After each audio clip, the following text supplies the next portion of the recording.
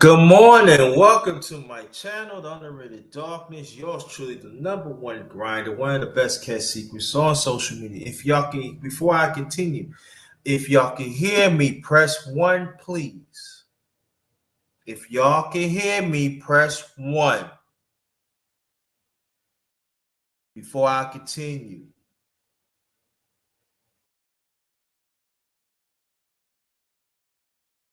Please press 1 if you can hear me.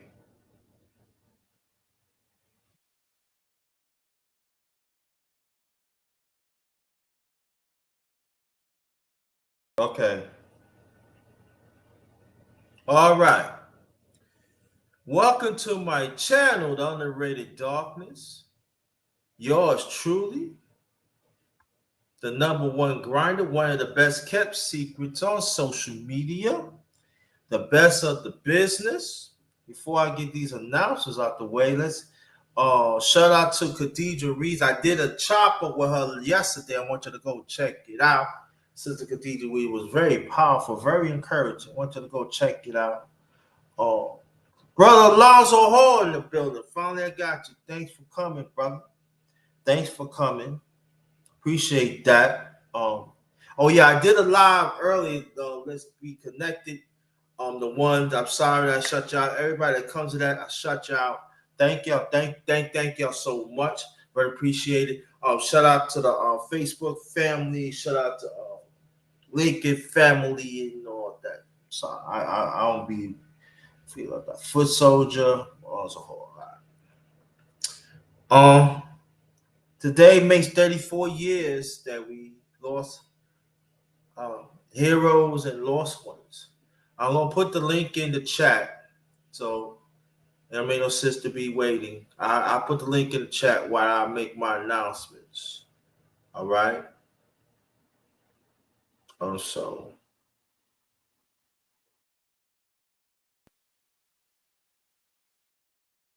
I'm gonna put the link in the chat while I make my announcements. So please come up. Like I said, panel discussion.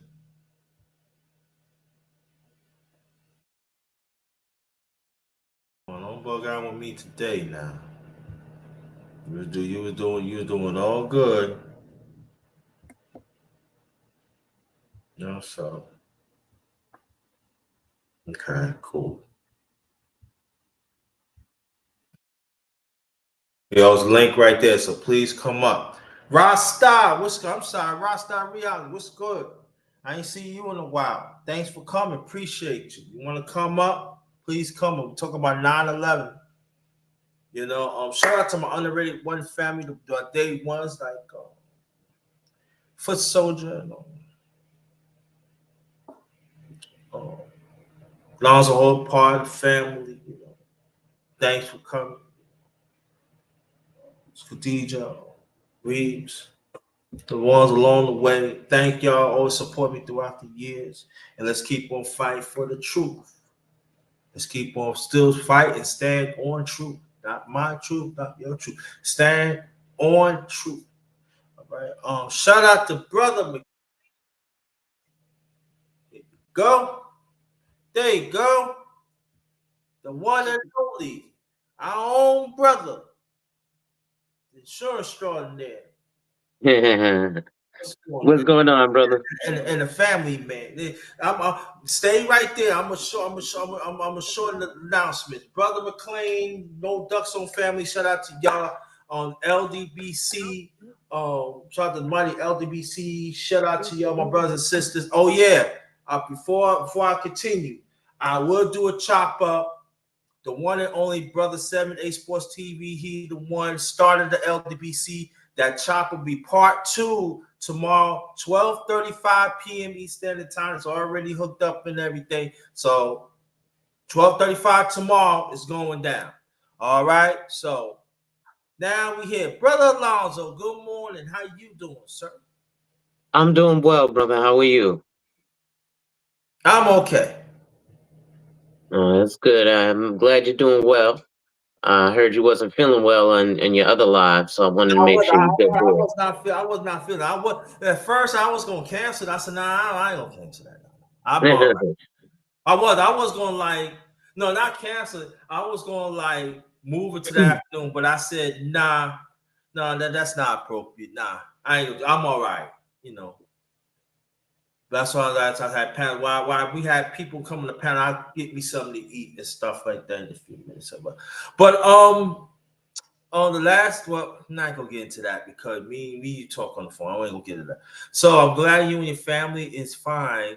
And again, people, this is, I put the link there. Take advantage. Want to come up talk about 9/11? More than appreciated. Panel discussion. Now, what do you remember about 9/11? Oh man, so much. I was 17 at the time, Mm-hmm. and I I remember waking up, man, and it was crazy because the first building had crashed, and the first plane had crashed, Mm-hmm. and my aunt called me and was like, "Hey, did you see this, that, and the third on the news?" And I was like, "Yeah, whatever." And then I was on the phone with a buddy of mine, Mm. and boom, and I saw the second hit, and that was really crazy to me. It was kind of nerve wracking, to even see that. Um, and then that whole day, I remember because I used to work at a TJ Maxx at the time, and Mm-hmm. ANC was going on. And it was a Tuesday, which was my days off of work. I remember because I had Sundays and Tuesdays off. And it was really crazy. I didn't quite understand at the time the seriousness of it. But that's one of the things that, ironically enough, pushed me towards my political views. Um, and my love of like the U.S. military, almost, you could say almost like a nationalist. Give me 1 second there. I got a phone call coming in. Okay, no problem. You come back. Brother Auntie in the building. Welcome, welcome. You want to come up? You can come up. Please come up. You can come up. It's a panel discussion. We're talking about 9/11, where you was at and everything. So it's a panel discussion. So let's keep on doing what you got. All right. I'm back. I'm sorry. That Okay, was no a problem. No spam call. Don't worry about it. Don't worry about Hold on. I got another call. Hold on. it. Yeah, and I'm going to talk about what happened with my experience too on 9/11. I'll wait. I'm gonna wait to that and everything. But Auntie, you want to come up? Anybody that wants to come up, the link is in the chat. Let me put it in. So I didn't get the link. The link is in the chat. Panel discussion. Come on up. So there's the link right there. Come on up.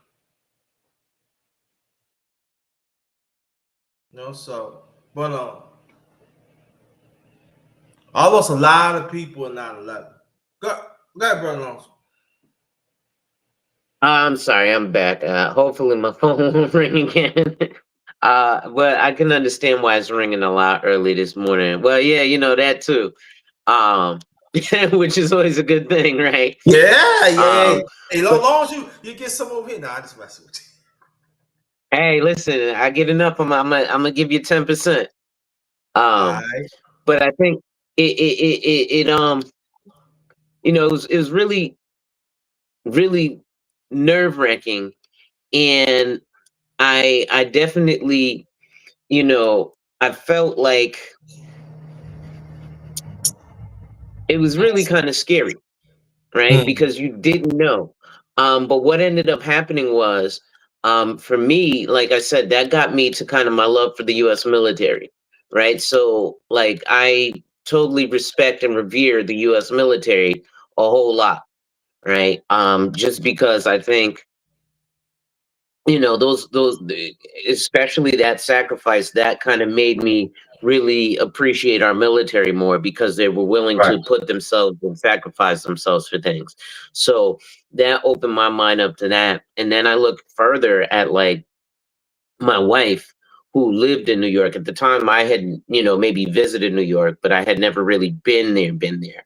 My Right. wife lived in New York, and her mom actually took the A train that went under, because she worked in Jersey City, right? So she took the train that goes under, and luckily that day she was late for work.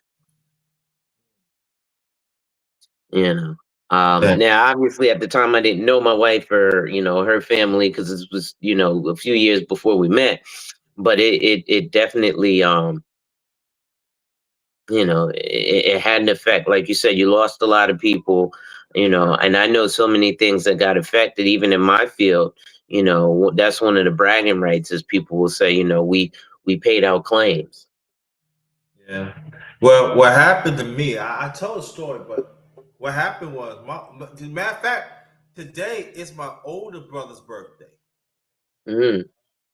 And let me tell y'all what happened. Me and my brother have an interview at World. See, he had an interview at 7:30, right? At 2 World Trade, right? Mm-hmm. Was it 1 or 2? I think it was 2 World Trade, right? I had an interview at 5 World Trade at 8:45. So when Wow. he called me, I said, ooh, I didn't know I was married at the time. I was getting ready. My brother was going his second interview. He got the job, right? Mm-hmm. Then I was going my second interview. It was in the same company, right? But me and my brother had different jobs. So that's gonna find that out, right? So he told me to turn on the TV. He was the last running train, got to Brooklyn. He got off. Wow. He was the last train. He said, "You need to turn on TV, bro." I said, "What do you mean to turn on TV and watch?" So I see this first plane. And then they kept the news on, right? Then the second plane went to it. Now, won't people understand this? Where I live at, where the Twin Towers, is only just 6 miles away. That's it. Mm. And so, Brownsville, part of Brooklyn, Mm-hmm. it's not that far from Queens, but so what happened was me and his brother named King, God bless him. He passed away a few years later after that. We went to the roof. We actually seen people jumping out the window. We actually seen like the first Twin Tower, it melted up. We actually the second one was melted, and there were people was jumping out the window, and they looked like ants. Wow. We've seen that. I was like, we shook our head like, wow. And so, and then our people, some of our people are dumb. I'm gonna say it. Our people don't know how to act. So who cares about 9/11? They just want to loot. We can get some food now. We can get some. What the are you doing? Because most of the continent they went where it's at. Mm-hmm. So it was fun. It was, and so I lost a lot of good people on there. And it was so sad about it because we never get a chance to start our jobs in World Trade. And it was good paying job. I got that job, you know what I'm saying? Mm-hmm. I would have been all right. My brother would have been all right, Mm-hmm. And so I guess God had his own plans and everything. And then the one thing, you got the Pentagon got hit, other places got hit, and it was burning and stuff. So USA was on those. And then I know you remember Mayor Giuliani, right? Mm-hmm. That bum talking about American mayor stuff. Oh yeah, he did. He's a mayor. He's supposed to do his job. What are you talking about? American mayor. You crazy? This is the one who will stop and frisk. Well, like, yeah. And so New York was together. But as you know, racist minds and racist, attitudes prevails again after 3-4 months later. But they was together, and so. But for me personally, me born and raised in New York, that people had lost their lives, put their lives on the line, and the city of New York and the state of New York didn't want to give them no paper for that. You know how people have fought hard to get the memory, to get stuff remembered by 9/11 for years. They said, "What you think about New York?" It's typical New York, and it's sad because at the time we had our President Bush. They told him in his ear, and he took his time. So I know people going to think right now. I'm not saying the chat. Fuck Bush. I did. Fuck him. You took your time and still read, and we heard you. We seen you. I wasn't cool with me. You know what I mean? Like, train stop. People, was sick. And then the ones got sick. They wasn't for themselves. They didn't want to kick out the insurance. And I want to bring you back, Brother Alonzo, because I want you to talk about that, the claims and stuff. Could you hear me? You froze for a second there. Oh, okay. You hear me now? Yeah, you're back. Okay, now I'm saying I want you to explain about the claims back in 9/11, but I want to do a special live on that. Yeah, that's a whole nother story. Because with life insurance, the way that it worked was in the contract it says anything that's considered an act of war and they won't pay out, and Trump had made it become an act of war. It looks like Zagwacha is saying he said, when that even happened, I was 9 years old and I didn't understand what was going on. But as I got older, it was the worst event in American history. It was a bad event in American history. I don't particularly know that it was the worst event, but it was definitely a bad event. Oh, give me 1 second here. My computer is freezing too. Yeah. It was something, man. It's like, and it's just like New York was very slow of taking care of them. Yeah. It was all about politics. Yeah. So, postured in politics. And like you said, the racism reared its ugly head. In the fact that, I like I said, I was working at the TJ Maxx, and ironically enough, there were two guys that worked with me.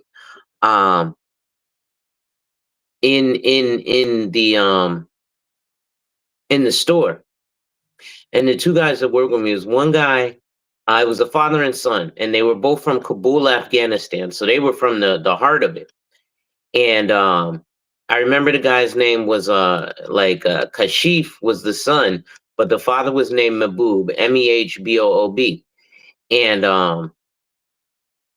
I remember I lived in a small town, kind of it was like the burbs, right? So it was a little bit of a white town. And I remember they were so scared to go back to their neighborhood, and they begged me and my cousin to go with them to their front door because they didn't know if or what would happen to them.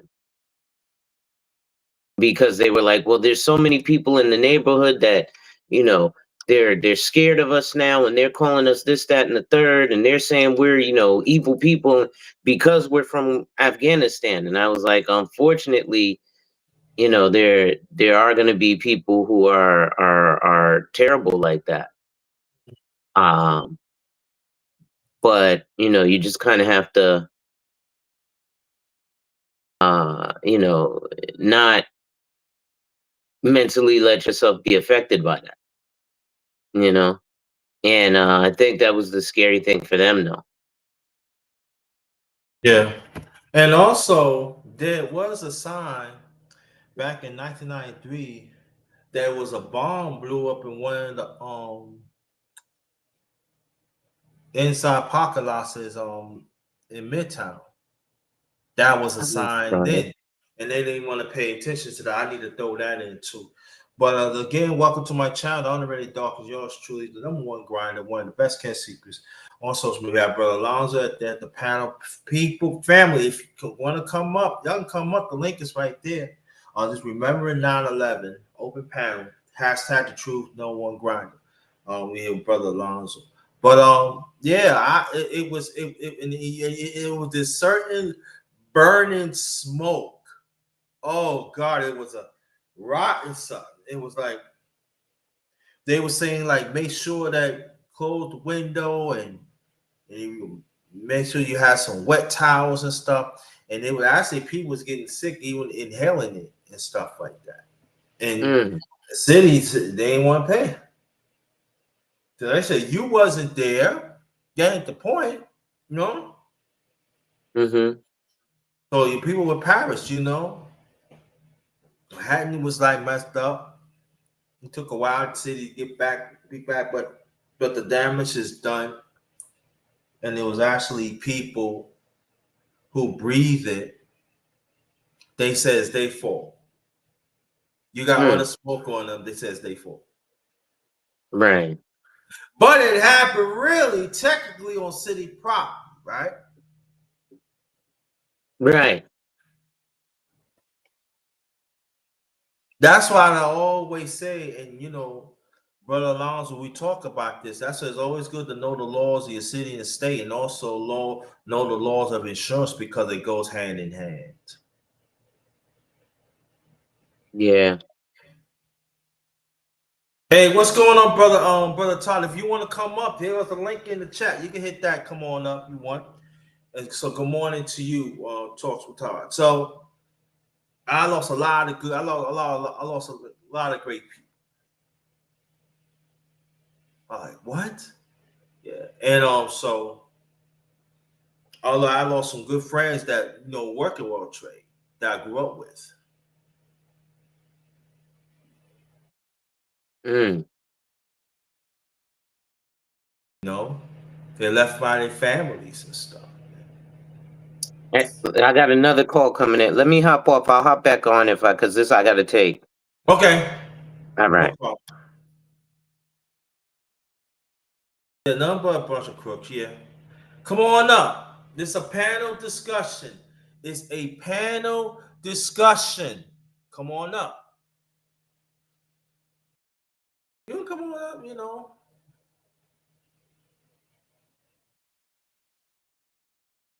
It's sad. You know. You know.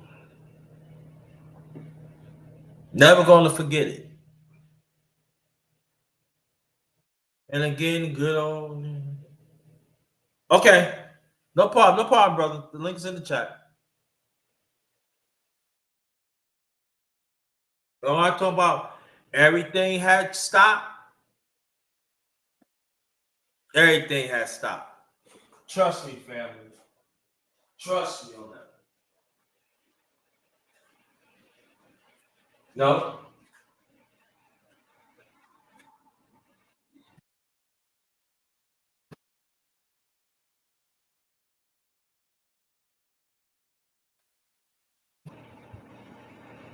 Everything has stopped.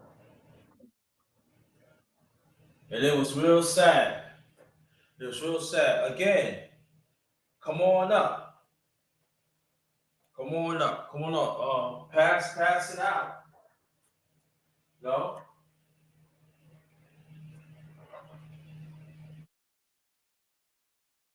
Pass it out.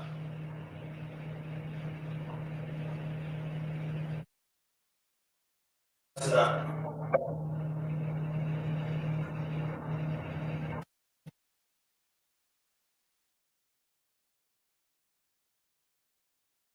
Pass it out.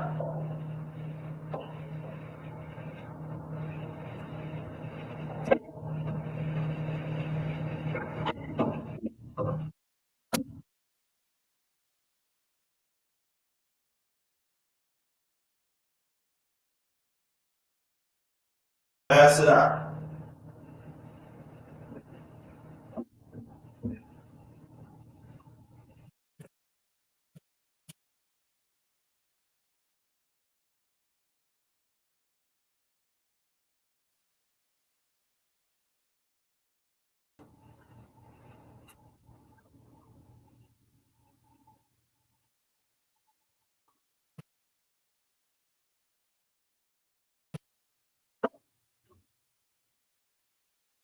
Hold on, fam. Hold on.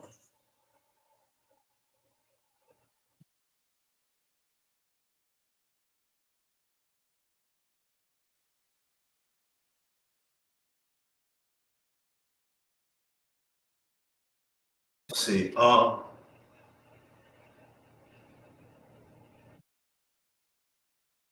Yeah, yeah, for soldier. Yeah, it was no joke. It wasn't no joke. Mhm.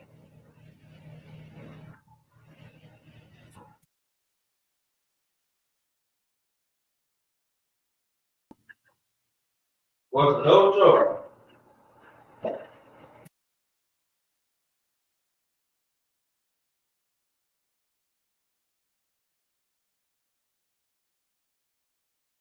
But let me say this though too. Though New York was not the only one got hit though too, because the Pentagon got hit and certain parts of Pennsylvania got hit, Washington D.C. got hit. So we got shout out to these people that too. So it's really the whole USA was under attack. You know.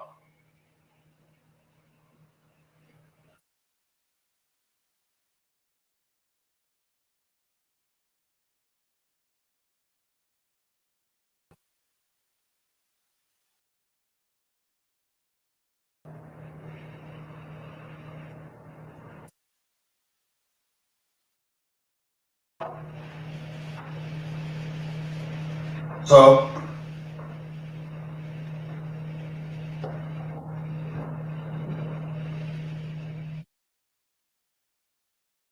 yeah, mine go out to everybody. You know, lost. I don't care what color it is and everything. So hold on, and I don't know why. Okay, hold on. You might have to hit it again, brother Anthony. First,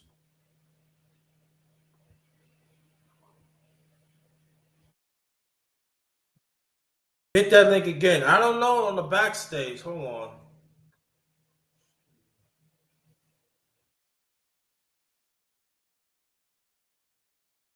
Get out of there and come back. Come back through. Hold on. Let me. I'm gonna go back out and come back in. Hold on, family.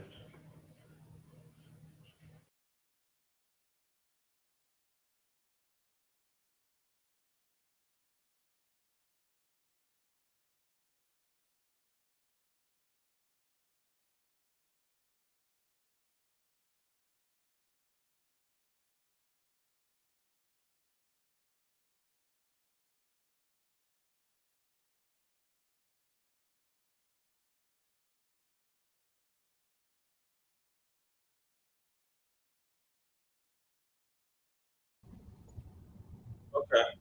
Hear me? All right. Yeah, if I got audio, yeah. Yo, what's good, bro? I'm good. How you feel? Man, I'm chilling, dog. It's been a long week, bro. It's Thursday already. 9/11 Memorial, and I was live all afternoon yesterday working, and then live, and I didn't really get to check out the whole Charlie Kirk thing. And So, yeah, I heard you got shot. shot he got murked, bro. Murdered. He got murked. That's an assassination, bro. Dang. I mean, I don't care what people political views are, bro. You can't be cool with seeing that, man. You can't do that. Um, You know, man. You know, yeah. especially if I wasn't cool with it when with the attempts on Donald Trump. Um, I wasn't what I'm saying cool with. I mean, I know there were some attempts on Obama too. I don't remember anything like really heinous on Bush. Uh, but and of course you probably were you may have been you may be old enough to remember the attempt on Reagan too. Yeah. But I'm not cool. I'm not cool with that. And especially when you get people for exercising their First Amendment, disagree with them or not. I'm not cool with that, bro. You know, so because I'm like that's really what America's supposed to be about. Oh, they say I sound low. They let me fuck with these mics. You know what? I think I know why that is. I think I'm on the wrong mic. All right. What's going on? Good morning, brother. Stranger. What's going on, brother Snow? Hey, what's going on, man? How are you? I'm making it. I'm making it. I'm here. Same here. Same here. Thought I'd pop Yeah. on a little bit and join you Okay. No problem. before Welcome. What you the remember process. of 9/11? Where you was at, brother?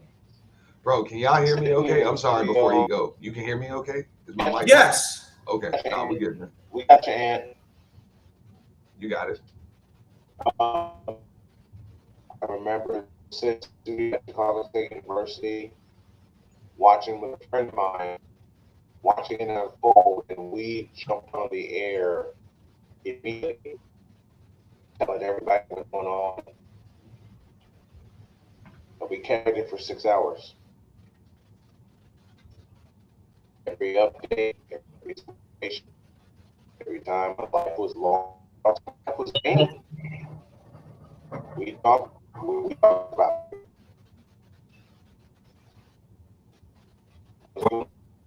it because I didn't have a game. But that was that's a day I never forget. Oh, he got it Yeah, all. he was kind of Borgen though. I couldn't understand what he was saying. Yeah, I know. He's But Morgan, yeah. I can answer that question you had for him, which was I'm sorry I can't come on camera, bro. I'm about Okay. to, bro. It's just been a long like week, bro. I got a good night's sleep too, dog. I'm halfway, bro. I'm halfway ready for the day and shit, bro. I can't do that right now, but uh, it's just bro.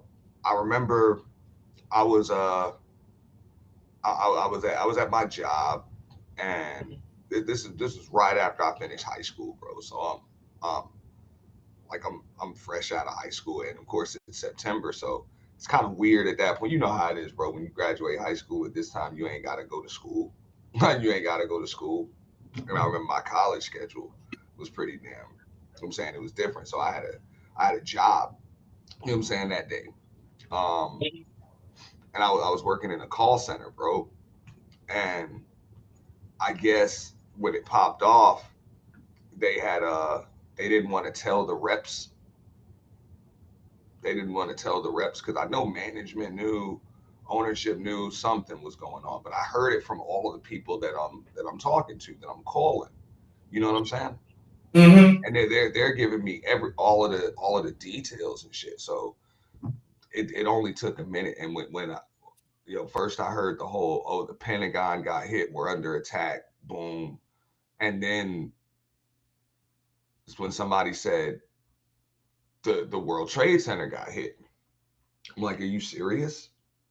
Yeah, yeah. I'm like, are you serious?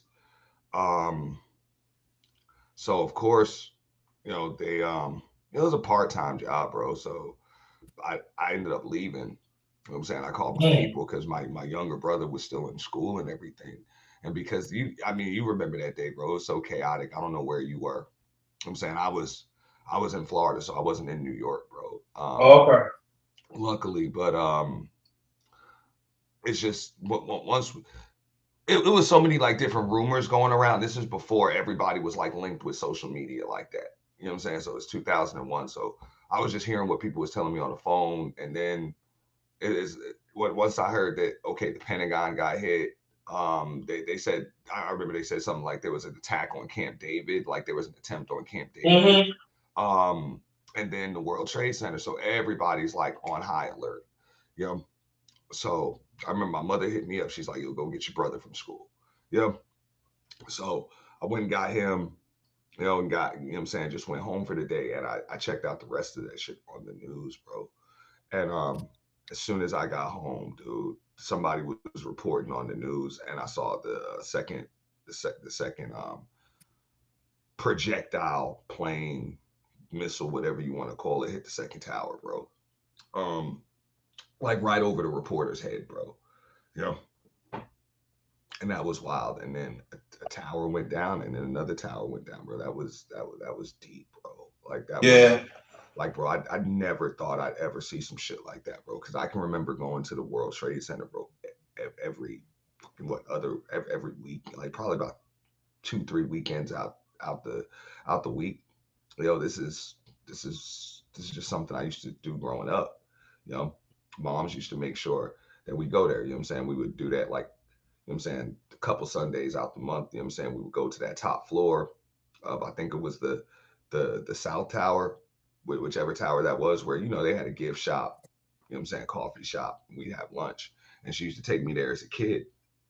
So I used to always think that, yo, they're like, this is where I'm gonna work. You know what I'm saying? This is what I'm gonna do. I thought that was the coolest thing. I know you remember, bro. They used to have that big ass elevator in there, bro. It was an elevator that'll hold like 40 people in that bitch, bro. You know, and it would tell you be in the elevator for like 20 minutes, dog, just to get to the top. You know, and I never thought no structures like that would go down, bro. Because that to this day, bro, the skyline don't even seem the same to me, bro. Like, Yeah. I just don't, dog. Like, whether I'm flying in there, driving in there, you know what I'm saying, in a ride, you know what I'm saying, crossing the Verrazano, whatever, bro, it just don't seem the same, bro. No, it's not. Or even the, you know what I'm saying, the Williamsburg Bridge, the George Washington. I mean, nothing seems the same anymore. That's why I really don't really care to really go back too much. Um, and even the fam and the people I know of that were there, bro. The bro, it's just sad, bro. It's just sad, bro. That day took took some DNA from that city, bro. Yeah. I mean, it really took a chunk out of that city, and it's not just the structures, it's not just the towers, bro. It's just, like it was like, Mhm. everything was New York tough, New York strong. So Yeah, it's and almost like that, seeing your dad get knocked out. It's like, yeah. damn, I I didn't mean, know dad could get knocked out. You right, thought you thought that was the right, strongest city in the world, and when they can just right, when that can and that happen, was the yeah. right, and that was the persona that the New York perceived strong and everything. But after 2001, New York strong culture was gone. It was done. And when I Bro, said people that and even I don't think it's ever come back, bro. I gotta be real, because it'll never be the same, bro. After that. Oh well, my god, bro. when I explained to people that I'm hating, I said, no, it's not. It's not New York. I said New York was strong. No, I mean, look how May Giuliani he was at. Let's go back like the president. They told the president was going on, and he's still reading stories to the children. Then he reacted like 2 or 3 hours later. Come on. Well, Then you got certain media want to cover it up and everything. And people yeah, said, I said, no, it's not the same that you're thinking. It's not. bro. At the end of the day, I mean, I get it. I don't expect the president to do much shit in them situations anyway. These are politicians, bro. They shake hands, they kiss babies. You know what I'm saying?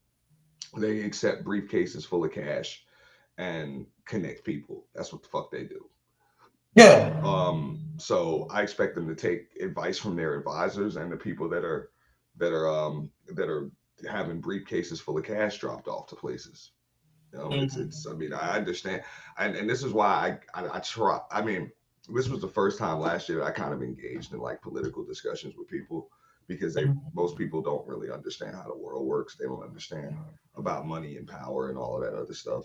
But it's really that simple. You know what I'm saying? You either pay them, like you, they pay people and they kill people, bro. I'm sorry. You know what I'm saying? They pay people and they delete people. That's how shit works, bro. That's it. So all of that shit about who the hell you like and shit like that, though, bro. Power is seized, bro, and money is stolen, bro. Like, that's how that shit works, bro. You know, so that's the way it works around the world. It's not even just America. So I'm like, unless you're willing to get your hands dirty, you really can't survive. No. In Washington D.C. in politics, even on a global, because you can't survive on a global scale. You know, if you ain't ready to play ball. That's why I never got into politics, bro. Because it'd be damn sure be a lucrative business.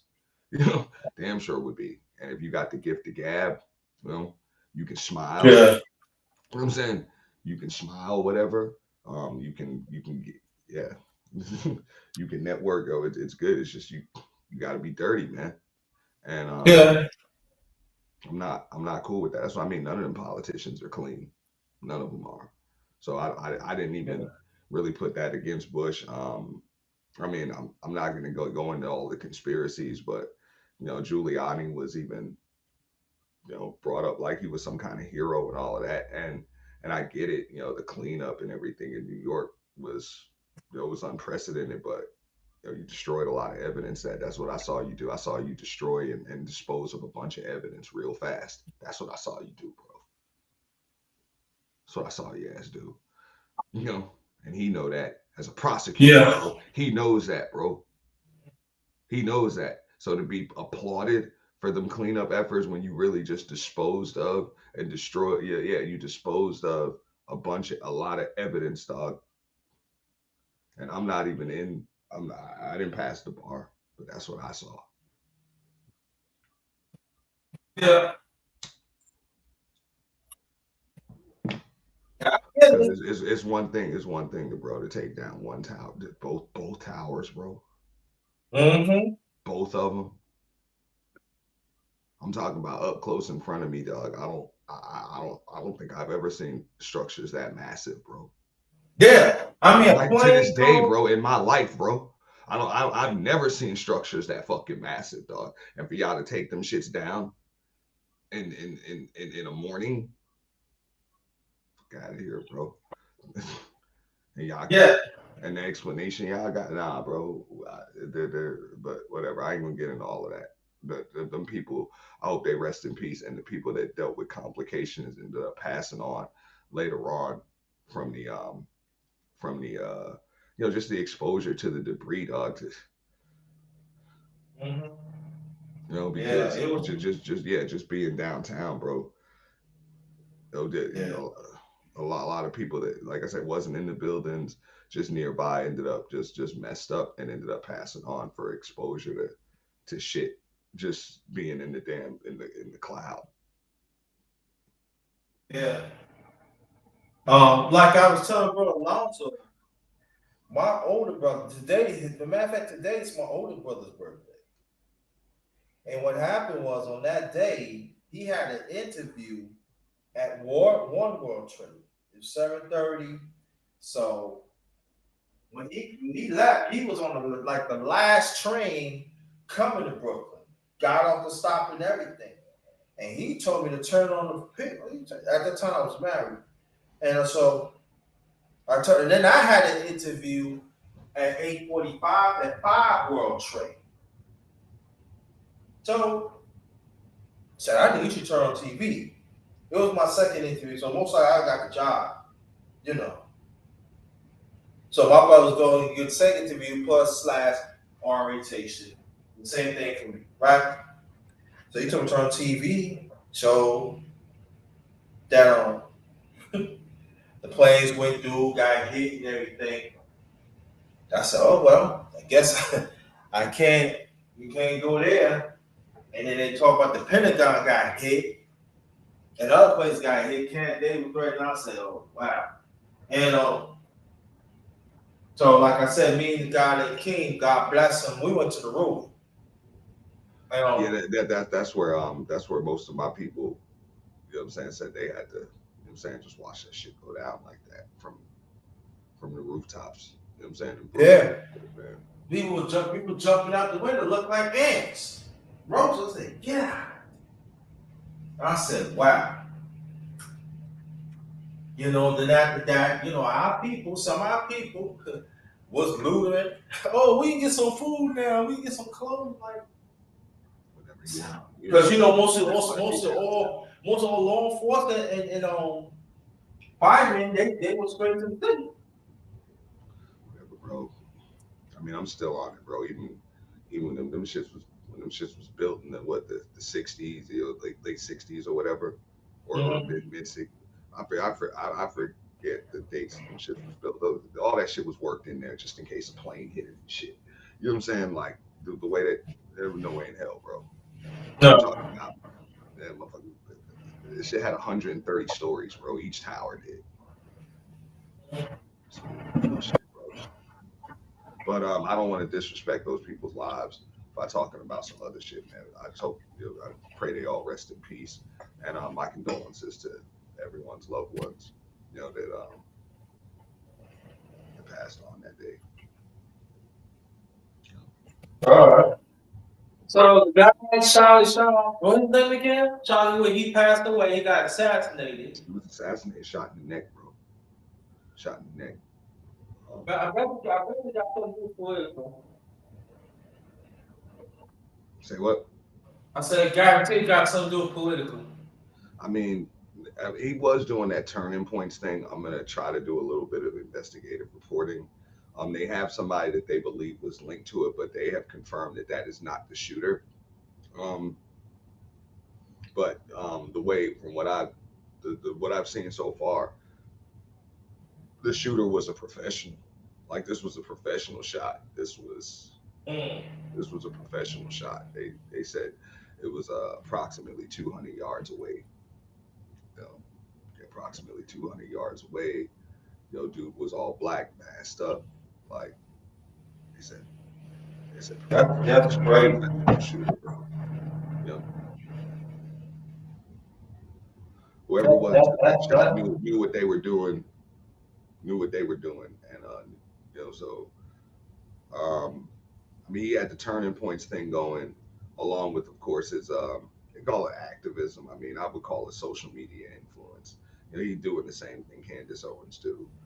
Just political or social media influence, and pretty much just going from college campus to college. Making appearances, public speaking, and debating people. I don't have to agree with the shit that you say, to not be cool with people silencing you for having, because you have a right to say it. And I don't remember Charlie Kirk saying anything that like what I'm saying, that anything that incited like violence, or what I'm saying, or like racial division or anything like that. He was a conservative, I mean, he was diehard conservative and MAGA, but I don't remember seeing anything that was what I'm saying, like what I'm saying, on like an extremist side or anything like that. It wasn't nothing like that, bro. So, but we only know what we know about people. So, what I'm saying, for somebody to be willing to either hire or use their professional shooting expertise to take you out, I believe there's more to the story.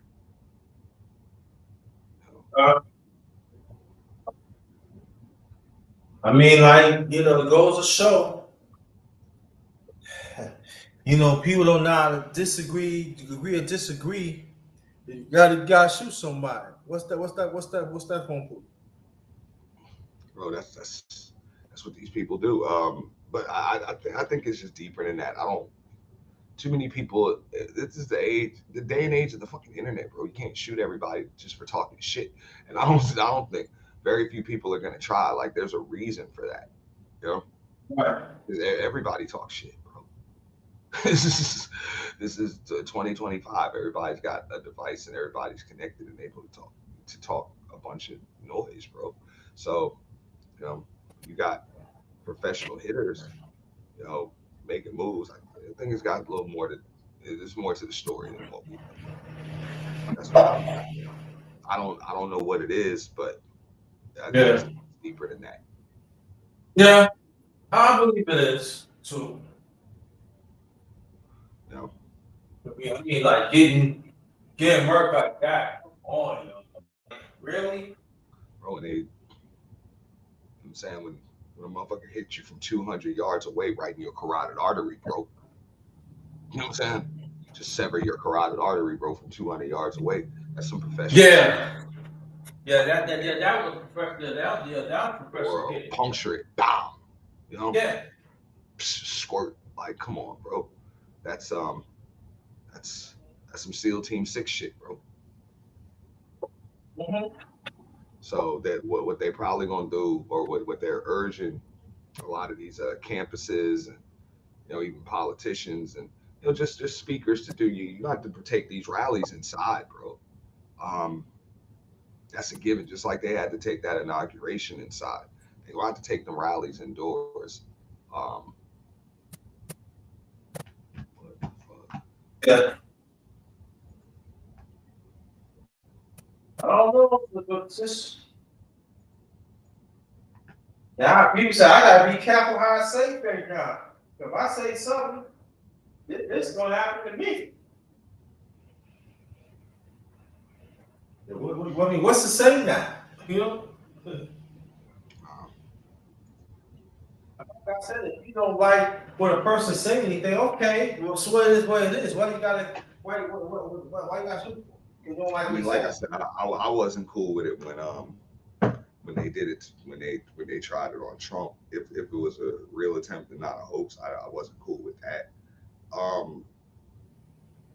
And not even just at the time him running, but I'm just like, at the time being just a one-time former president, like, nah, bro, that's not cool, bro. You know what I'm saying? Because like the president or not, that's the president's a symbol.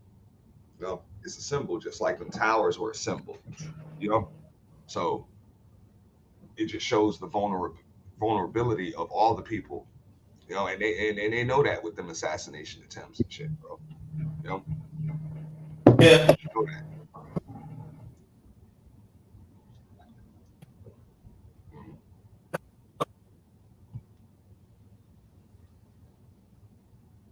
So I wasn't alive for JFK taking his, but those that were, they'll tell you just like we can tell you about 9/11 and shit, bro. Everybody know what they was doing when that popped off, bro. You're like, it's a moment that shook up the world. Charlie Kirk's not on that level where it's like everybody will remember what they're doing or anything. Most people are hearing about it, after the fact. But yeah. Like I said, I'm just not cool with the assassination attempts, dog. Yeah. Not on U.S. soil, bro.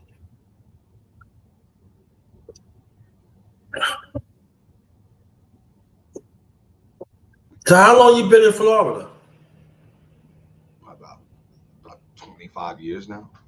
25. Okay. Yeah, about 25 years, more than half my life now. So I mean, you ain't gonna take that New Yorker out of me. But, right. I would have to consider myself a Floridian at this point, but born and raised in New York, bro. So never gonna change. But I know as far as 9/11 goes, like I felt that, and I still feel that to this day. It was just like, whoa, whoa.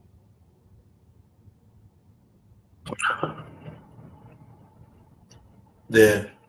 Let me read some of these comments. He said, Big George said, my condolences to the family, brothers that he was grifter, and don't deserve anything from our community. I mean, okay.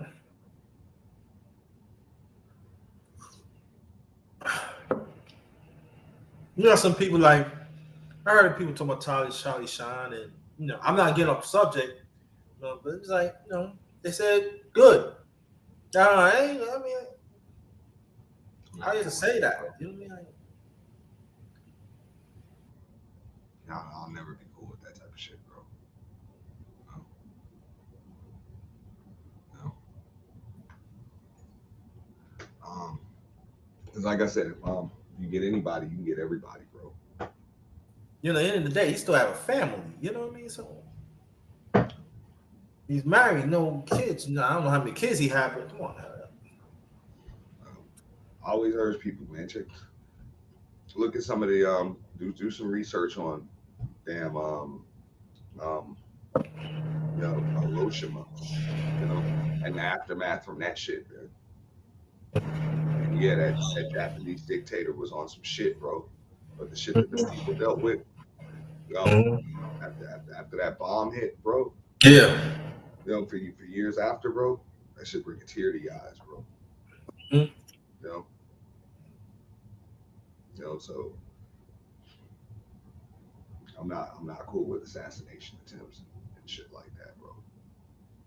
Especially over political disputes or even political beliefs. Come on now. Even greed, man. I'm like, I'm not cool with that. I get it. If you going through some shit with somebody, bro, and shit happens, shit can happen. But we're supposed to be able to have freedom of speech. So and we also a nation of laws, bro. So even if somebody's grifting or greedy or whatever the case may be, put them through the system. And I get it, it's a broken system, but instead of bypassing it, we need to fix the system. Yeah. Because, like I said, going around that shit just makes you part of the problem. Mm-hmm. That's my take. But, you know what I'm saying? Everybody got their own way of seeing that. I'm just not cool with that. I appreciate it. Because that was still a man, a husband, a father, all of that shit, bro. And I can agree with that part of the comment right there, especially, I'm saying, my condolences to his family and his loved ones, And, most important though, on 9/11, bro, my condolences to those, family and loved ones of not just those in the towers, the Pentagon, right? Of course, the passengers on those planes. Yeah. And yeah, bro, it's just sad, bro. It's just sad. Yeah, it is. So, what's even more so sad I just want to pay my respects. As far as 9/11 goes, I don't think them people ever gonna they'll never get the justice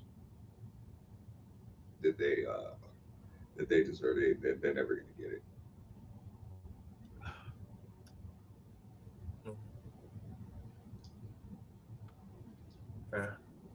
I just want to pay my respects. Everybody lost lives. I feel it's appropriate. At least I could do. Man, I don't want to say it's like asbestos poison or whatever that was, bro. It was like a lot of people just passed on from complications and stuff like that. Just being in the vicinity, bro, being downtown when that shit popped off. You know what I'm saying? Like when the first tower fell, first and second towers fell, because the first responders and everything, like there were people that passed on 5-10 years later, were never the same and ended up passing on, because of complications and shit, man. Which reminds you of those old videos that you see from Hiroshima. Mm-hmm. And Nagasaki and shit, bro. And it's like, that'll just bring a tear to your eyes, bro. Yeah. When you think about it, bro, just innocent people, bro, just going to work today. Just going to work today, man.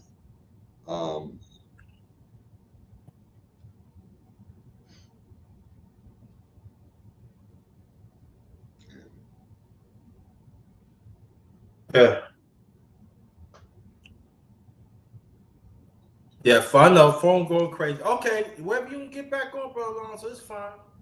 But I'll be here a little while. I was gonna get on. I'm gonna be a little while in case anybody that wants to get on and say whatever they want. Yeah, it was that's a good point because quite a few people in the train too lost lives too. They don't talk about them. No, they don't. They don't. They don't. I mean, I was disappointed that they didn't just rebuild the damn towers. I thought originally they would just rebuild them. Right. On some, just as a New Yorker, and I think most New Yorkers probably felt that way, but I can't speak for all the New Yorkers. I was like, fuck them, bro. You like this? I was just like, a New York state of mind is just to show that, hey, man, we keep going. Right. It wasn't that was the talk. They was going to rebuild. A memorial is one thing. Well, I mean, they got the Freedom Tower and everything, but you know what's up, bro. That's pretty. I know. Yeah. That's pretty much like I mean, if you think of the Freedom Tower, I'm like, but it's not the Twin Towers. I mean, okay. It still says World Trade Center as a subway stop. I don't think they'll ever take that down. You know? No, they're not. It still says World Trade Center, bro. So, but I mean, just to sit there with 2 holes in the ground and call that shit a memorial, I'm like, fuck out of here, bro. Y'all supposed to rebuild them damn towers, bro. Right.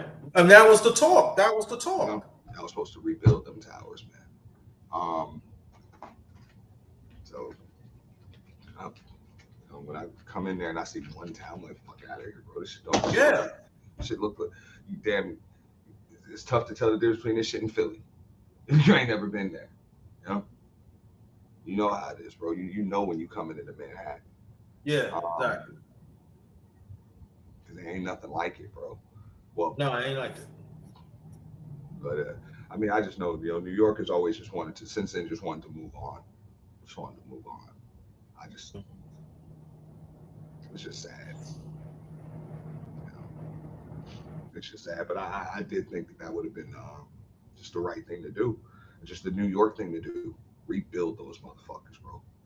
Right. And show them that we're not intimidated. Yeah, basically. When you can't. That's the So when you put a memorial, you might slow us down. Tower, what is just talking? And then I used to get in arguments. Whatever. I said, you put a memorial. Y'all can put a memorial somewhere else, but I'm saying like you put one tower in there. What that's supposed to mean? I was like, a memorial is understandable, definitely. I mean, it's understandable. I just wish they could have. You could have put. You could put the 2 buildings on there and still have the memorial. Yeah. That's what I'm saying. Rebuild them both. Right. That's what I'm saying. We build them both. Right. I'll be damned. Them 2 holes in the ground, man. I'm not gonna lie to you, bro. I never visited those shits, bro. I didn't bother. I never visited those, bro. Ever. We remodeled the shit. I said remodel the shit. You know what I'm saying? You want to have the memorial, around there. You could do it too. But you're gonna put just one building, and then you put a memorial by there. And I'm gonna say, the memorial. I mean, like, what is you saying?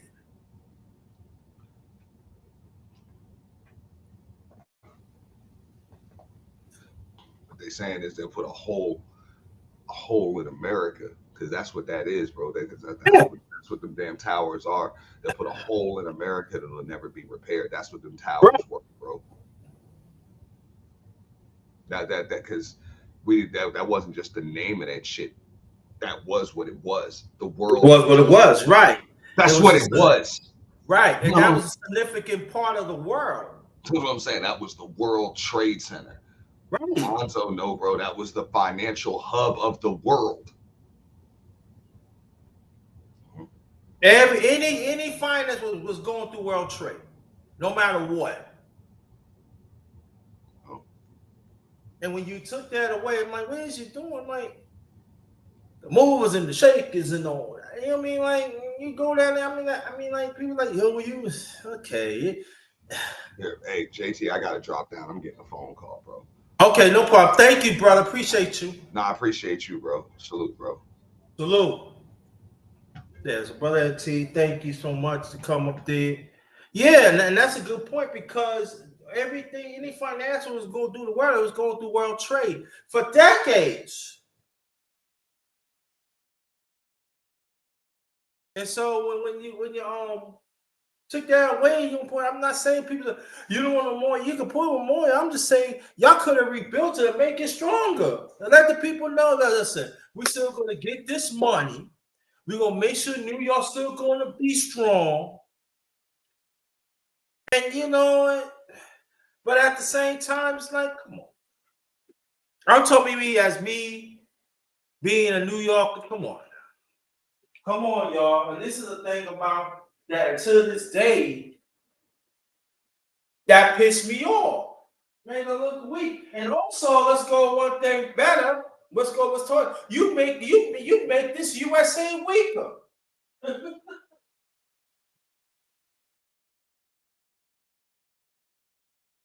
And so basically, you know what I'm saying? That's another lie to do. Because we got to talk about the significance of the financial part and also the global culture about how New York had been on top. And New York in their own way took care of their own. Also, this USA played a part of it.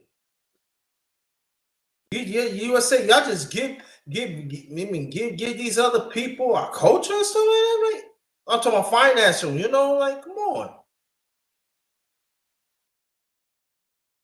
So anybody want to come up, please come up.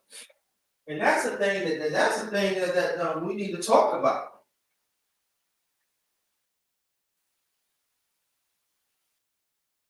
I'm not saying y'all don't want to talk about it in the chat, but we need to talk about that. And I'm talking the ones living in New York.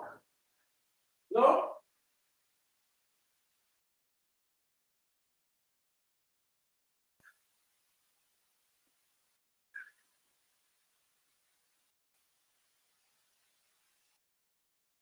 That's one thing we know. Maybe like the everyday ones and live in New York, like me was, you know, hey, we didn't really protect all that much. But I know, like when it comes to financial, oh nah, New York wasn't having that. So we like the other countries have a say so of our own U.S. financial game.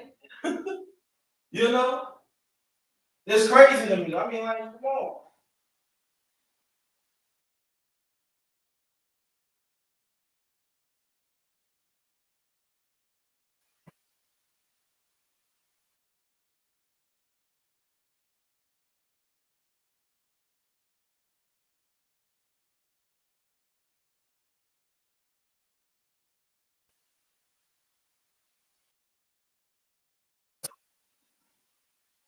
So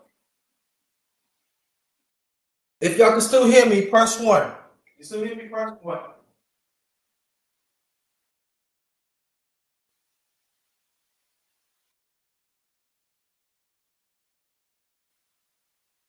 That's something to think about.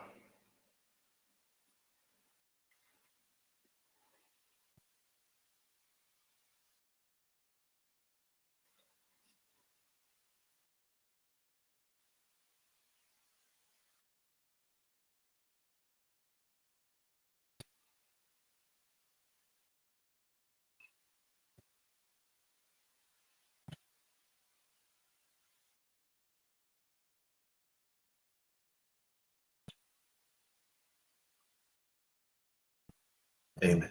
Yeah, I mean, like that's why, like, please come up. I want y'all to come. You don't have to stay in the chat. If y'all want to come up, you know, y'all maybe y'all remember something. You know, y'all could talk. Okay, you know,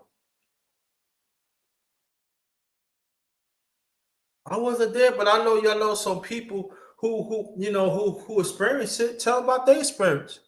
It's cool. How you felt about when you seen it? You know.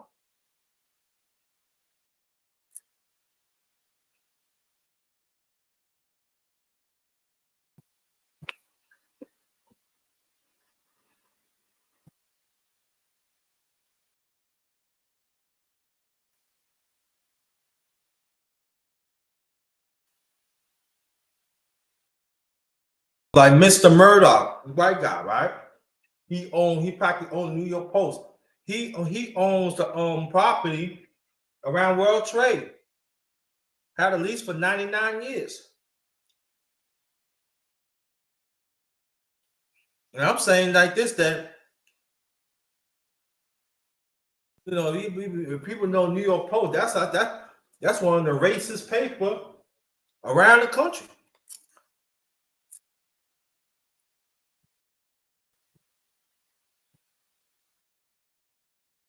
How Murdoch getting all this money?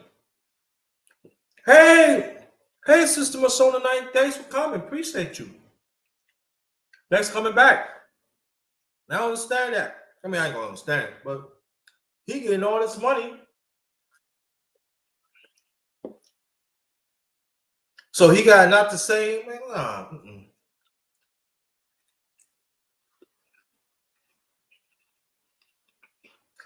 But people had died on your property, Mr. Murdoch. And you keep on fighting people, you don't want to pay them.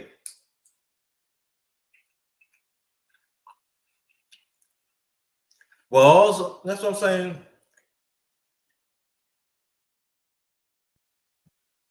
When 2001 happened, it's not just New York. I don't want people damn hopping on New York. It's I'm talking about other parts of that they got hit in too, that they don't even want to talk about that.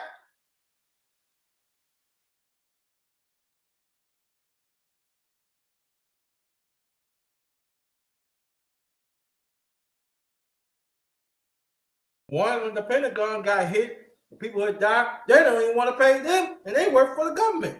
Isn't that something, right? Good old USA, right?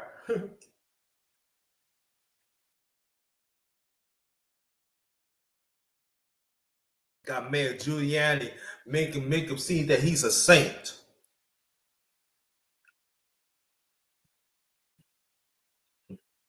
Why he hurting people of color, especially us as African descent.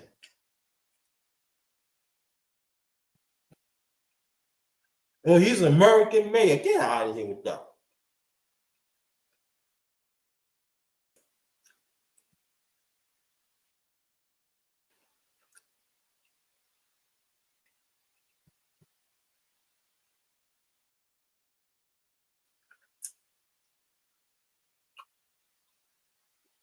But I tell you one thing though, good old USA went back to this. She went back to her ugly ways.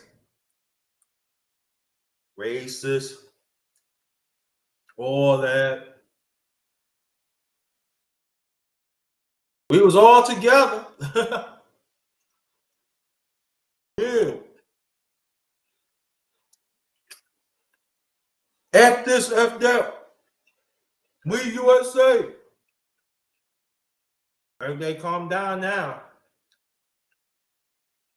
Oh, I understand. You want to treat other people USA when you want to. Right. Not just happening in New York, happening around the country.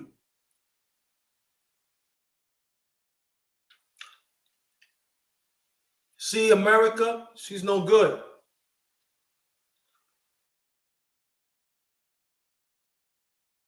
If y'all can still hear me, press 1.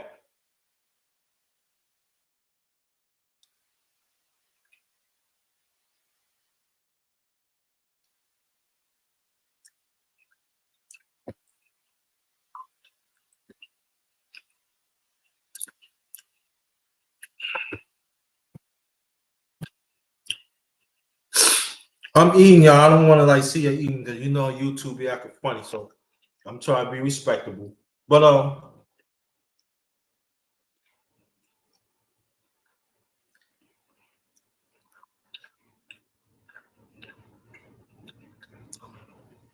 and look how continually treat us as African descent in this country.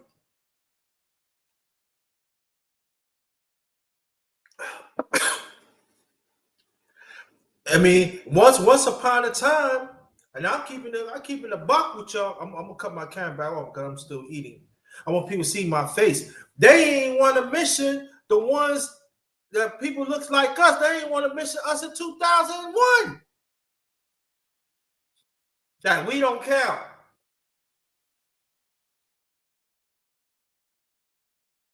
But see, New York and media, y'all don't want to hear that, right? But you're gonna hear it from here.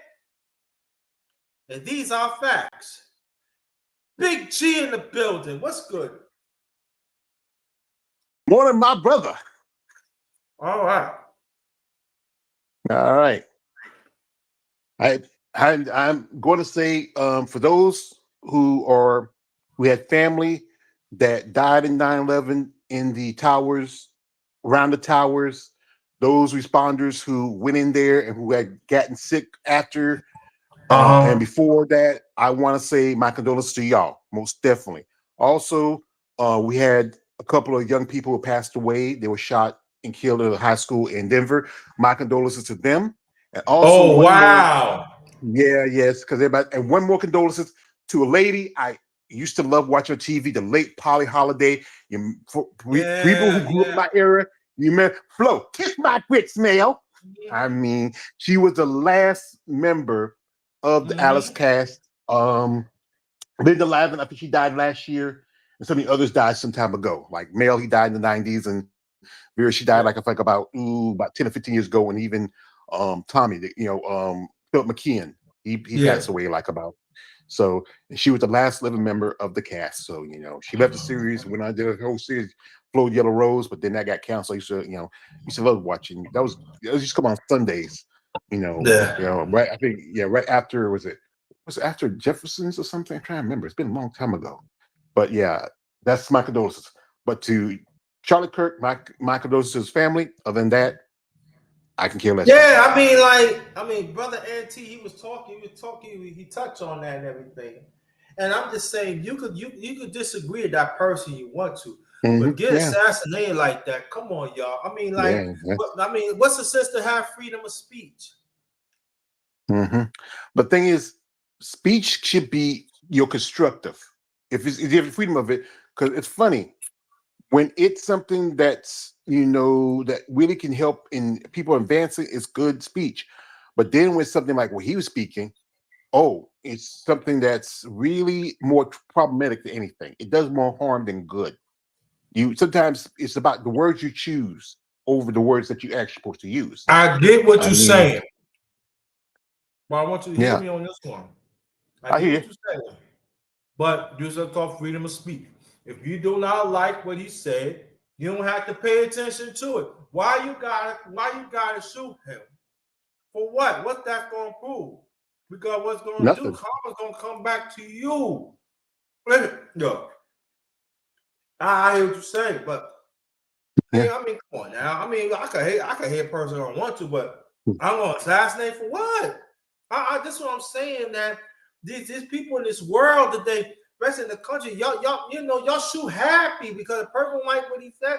Okay, if it ain't hitting you, you don't have to pay attention to it. If it doesn't affect your financial or spiritual financial, don't worry about it. That's what I'm saying. Like, one way or the other, he had to live by it. You hear what I'm saying? He got karma.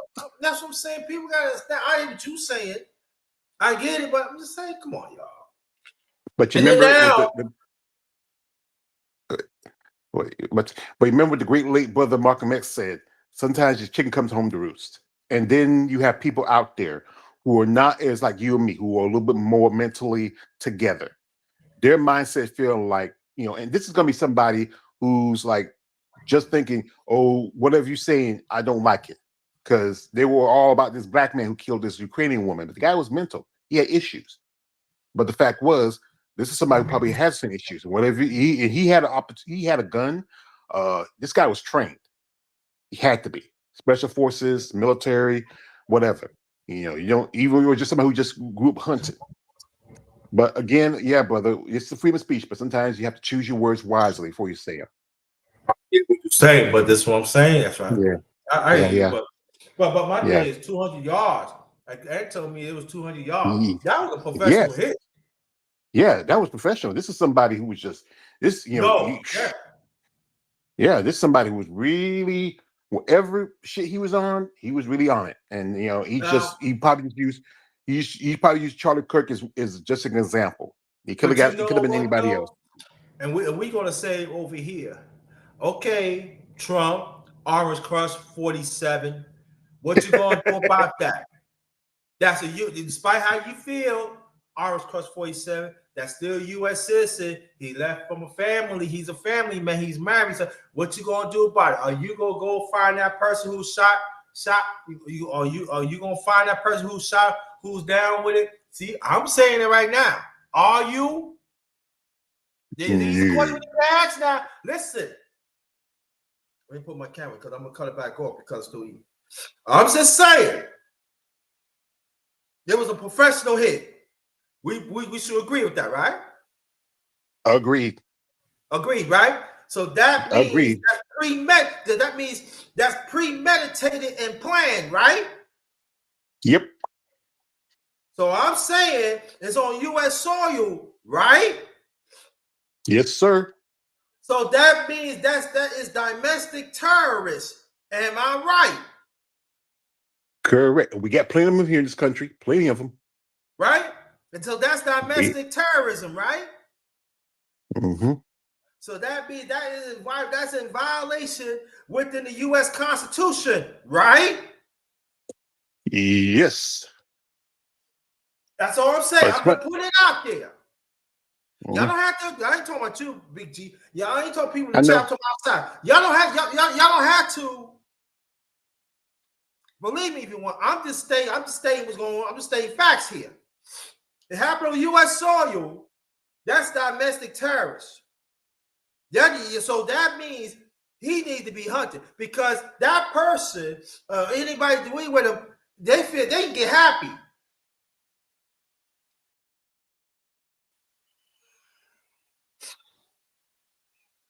I'm just saying.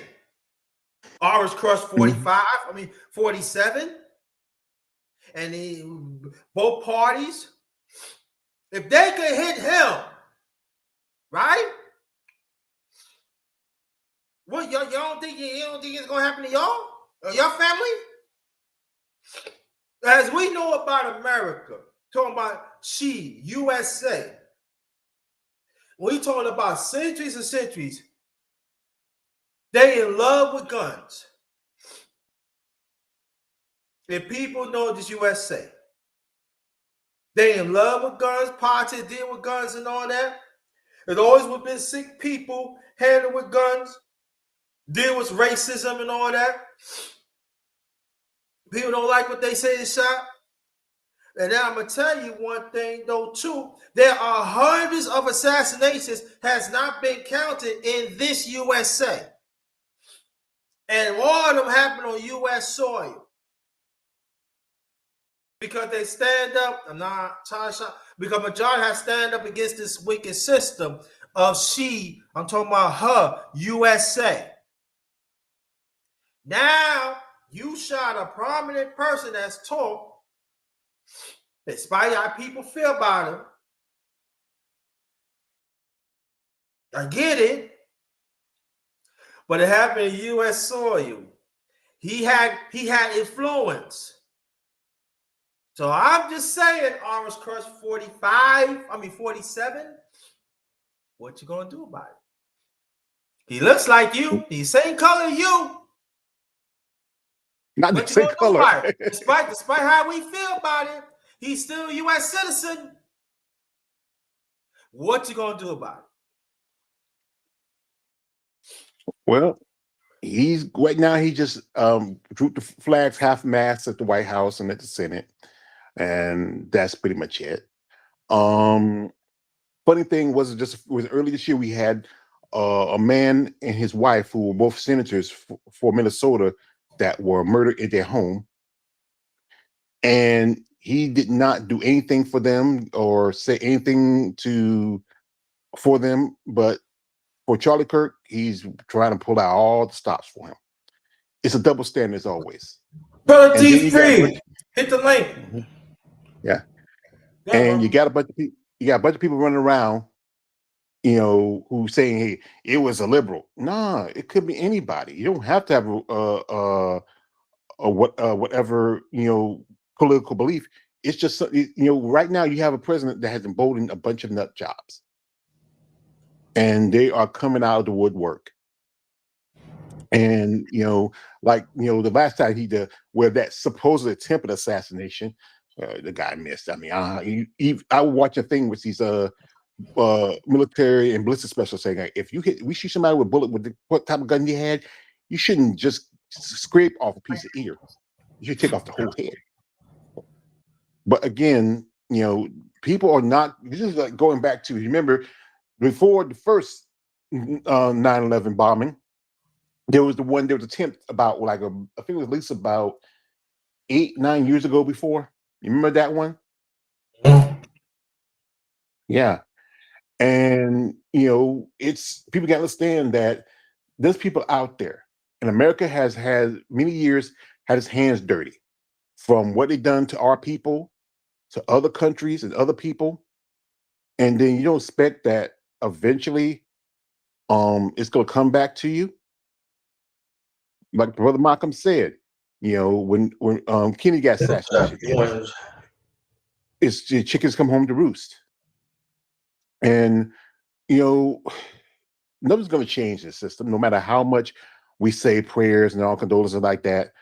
But thing is that the world has to be, like this guy's talking about the beliefs of Jesus. Jesus believes in being friends with strangers, opening your borders, supporting people. And most people would like to rent all these, but they take a pieces here, pieces there, and use those and use other stuff to weaponize. 9/11 was a bad thing. It happened. I was at work. I remember when it happened. And I thought, and then when I heard that, people forget also, if it's in New York, but also they hit the Pentagon, even though not a lot of people got killed.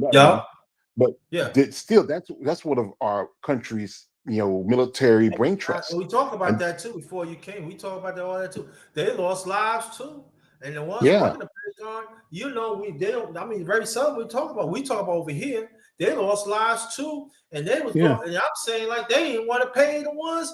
They didn't want to pay the family that lost their lives in the Pentagon, but they work for the government.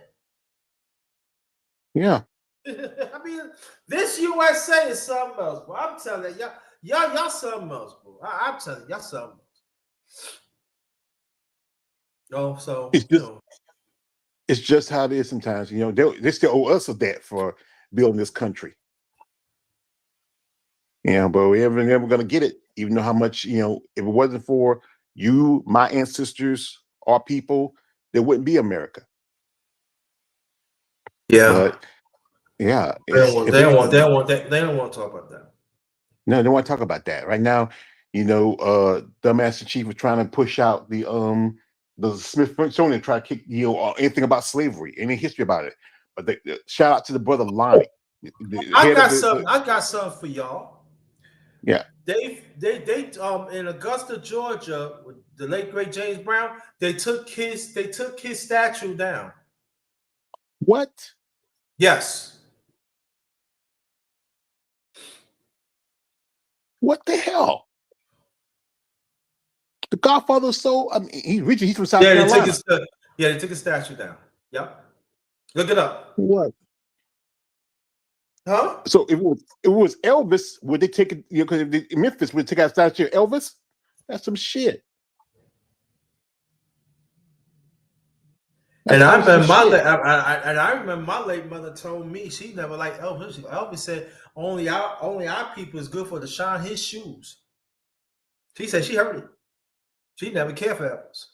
But see, it goes to show. But see, this is what I'm saying. I blame some of our people because they still defended how the system, how some people work in the system is. So I blame some of our people. But this is a game. But here, this person, this is what I'm saying. This is the same James Brown. This is the same person James Brown throughout the years always get back to America, even though.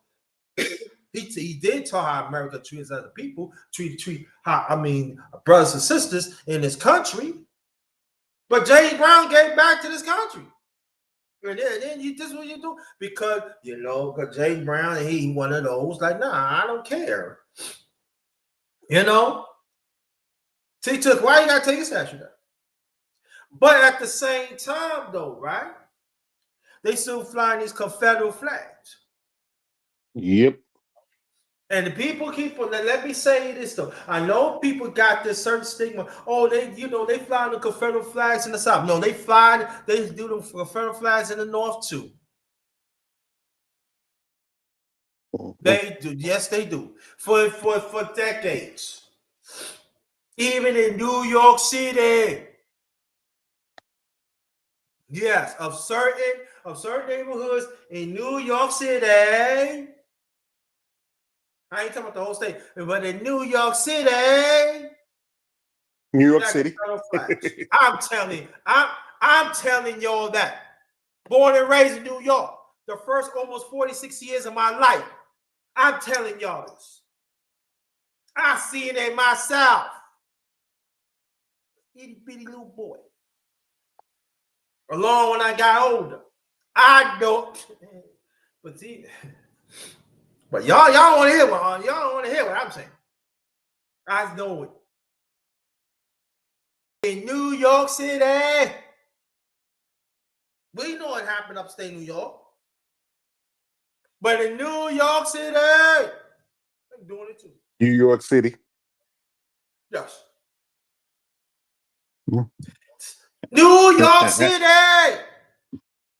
Back in the 90s into early 2000s, they found African bones around City Hall. New York City. Trying to cover it up. Because they were building. They found African our people bones. New York City. New York City. On Wall Street. That was financial for slaves. Wall Street. New York City. New York City. New York Turnpike, New York City. Long Island, all that. Indians was enslaving us. New York City. Look it up.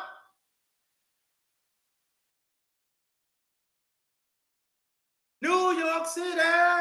New York State, period. It has a very, very, they hands all dirty up in this USA. Of the 13 colonies, let me tell you, the 13 colonies, New York City, of the financial was going through New York. New York City! Look it up. There's a very disturbance of the financial slaves in New York City. Financial district.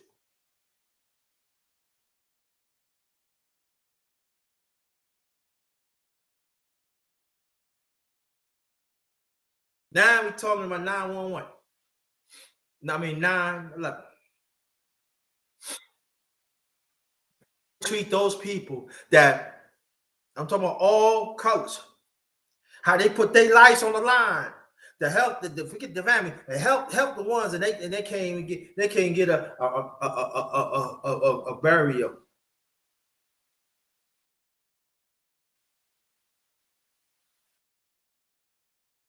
People want to play Russian roulette. Not just New York City, this USA.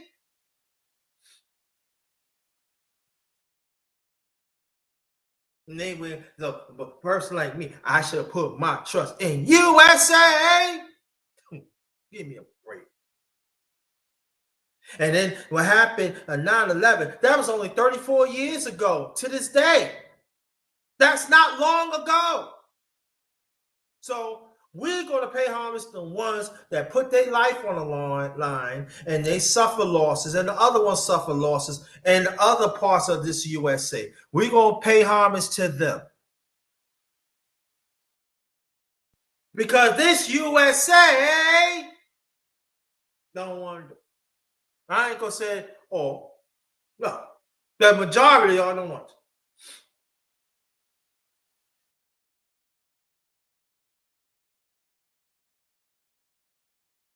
Because New York City, New York State ain't up to no good. I'm telling you, me, born and raised. Now I'm telling you, the first almost 46 years of my life, this New York State ain't up to no good. Me? Escotcha, how you doing? Hello, can you hear me? Yeah, I can hear you. Hey. Happy 24th anniversary, brother. Thank of you. the say one of the most tragic events in American history. Like I said, man, when that event happened, I was only 9 years old. But I remember when I was in school, you know, the event was so bad that they had to send us home. And this was the time when I was with my foster mother, you know. And when I got home, right, I saw the news. I believe the first plane hit, right? So when I got home, I didn't really understand what was going on because, like I said, I was only 9 at that time. And like I said, I saw my foster mother crying, but like I said, I didn't understand it. So as I got older, and then when I look back at that event, I say to myself, wow, that was really bad. And this day, man, my condolence goes out to the family who lost their life on that day, man, because when you look back at it, man, it was tragic. Just seeing the buildings collapse, and you seen people, you know, when the plane hit, right? You see the people at the top, and they had no, what's that word to say? Options.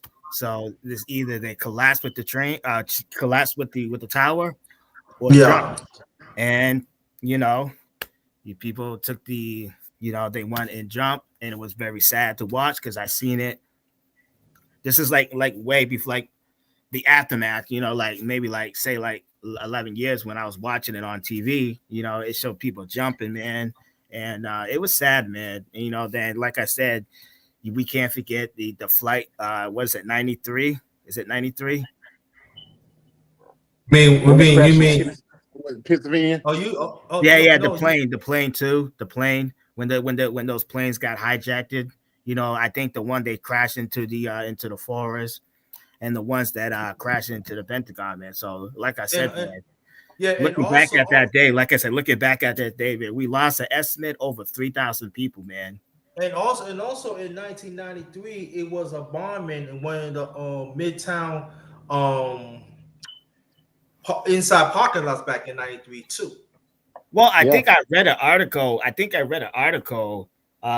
Not too long ago. They tried to bomb the World Trade Center, but they didn't get it done. So 2001 was the hold that thought right there. I want to introduce my brother D Free in the building. Introduce yourself, please, brother. Been a long time. I've been itching for money. I want to touch your beard. I mean, like, I didn't call you out. I didn't call you out now, but you promised me that I need some money. Man. So I'm just want to stroke your beard. I mean, now I know people going. Now let me say, I know people say, "Oh, you against D Free?" No, me and D Free, we cool. He's family. We could joke around. I know people like, "Oh, you against D Free?" Listen, stop it. Your man, you need to stop. Stop stroking your own. You know what? We joke around here. So this is what I'm saying. I have to talk to these men. These men like, "Oh man, you picking on." Shut up, all right? Because y'all already pissing me off. Grown men holding each other nuts. Cut it out. Oh my God. I don't care. No, I'm going back. You know what, brother D Free? No, all jokes aside, he might not remember. He said, "You know what, brother JT?" And he joke around. He said, "Maybe you need to clown these fools because they getting too much." And you know what, brother D Free? You absolutely right. It's time to open up the underrated real life. Yeah, I think it's that time. It's time to clown these men and some of these women because y'all women too. Y'all love plastic. You know y'all love y'all. I mean y'all something else. I just want to get that out. Woo, brother D Free. What you think about that one? I gotta get it out because these people is right. Oh, take a deep breath. Okay. Brother D3, we appreciate you coming through. Thank you. we let the brothers. Also, let me say this about brother, and even your brothers and people in the chat. I am so proud of y'all because despite what's going on, y'all connected and y'all still pushing on to produce, provide for your family, even provide for yourselves, and provide for our community. And peace to you, brother. Thanks for coming on the chat. On the chat, and I want to appreciate brothers and sisters, and I want to thank y'all. But holding me down. Well, I remember brother. Yeah, I remember Brother Love from WWF days. Brother, I love you. You better be careful because these brothers before get to you gotta be careful because these brothers, they like dark in street. Yeah, you know what I'm talking about. Hey, no. I'm They also, like man. they like to get funds. You know what I mean? No, brother. I like something when I'm holding. I want to hear. Nah, that's not me. That's not me. No, they like that. Nah. You gotta. I know. I do. We getting off the subject here, and Okay, good. But brother D3, let the brother talk. Let the brother talk. Yeah, exactly. Let's calm down. We salute you. Thank you. What happened? Where you was at when it happened? 911. What happened? I was actually on my way to Pentagon City with my cousin, and we got caught on the 14th Street Bridge because the plane that Wow. smashed into the Pentagon. So we were stuck on the bridge. Whoa. And my son actually had just came back to New York because my baby mother, my son had just turned 1 in August, and so she came down to pick him up to celebrate his birthday in New York with his family in New York. And so the first thing I did was try to call her to make sure that my son and everything was all right and they were safe. I was able to get through because that was before they had shut down all of the phone lines, so I was able to get through and talk to them. And then after that, it was just chaos. Everybody was running around the city. I mean, it was literally a ghost town in DC because they had told everybody to stay in the house. Nobody can be on the streets. And this is the first time I've ever seen DC when there was absolutely nobody outside. When I say nobody, I mean Yeah. absolutely nobody. Nobody was outside. It was a ghost town, and I never seen the city like that. That's when I knew that it was something serious going on. Mm. Yeah. And It was you know what? Tell us about because you around there. What tell us how the panic when the Pentagon got hit. What was the effect was around there? Because we not really and we heard about it, but nah. I mean, well, the plane had flew over, and when the plane flew over, because we saw the plane fly over, and mm, and you got Reagan National Airport right there. I mean, yeah, Reagan National Airport is right there. So we see planes fly over all the time. So we're not really thinking anything of it too much. But I was looking at my cousin. I'm like, damn, that plane kind of low. As soon as I said that, we heard the explosion, and we mm. looked over and we see the Pentagon. Like when the explosion happened, everybody car on 14th Street Bridge was just shaking. That's how loud and how powerful the explosion was. It's like your car was just shaking.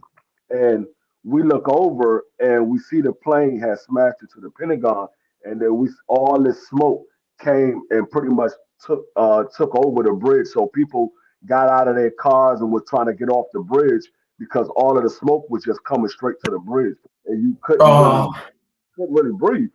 So we were trying to get off the bridge. So we was able to get off the bridge. We walked back over into DC to get off the bridge. And when we got back to a safe distance, we just sitting there looking at it, and you could feel the heat coming mhm. from the plane when it had smashed into the Pentagon as we was walking off the bridge.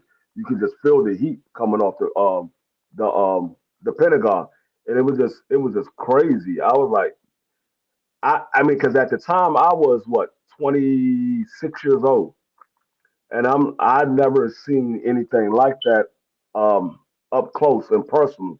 Like I said, I've been in the military, but I never been in the military Oh, during wartime, so I didn't have to.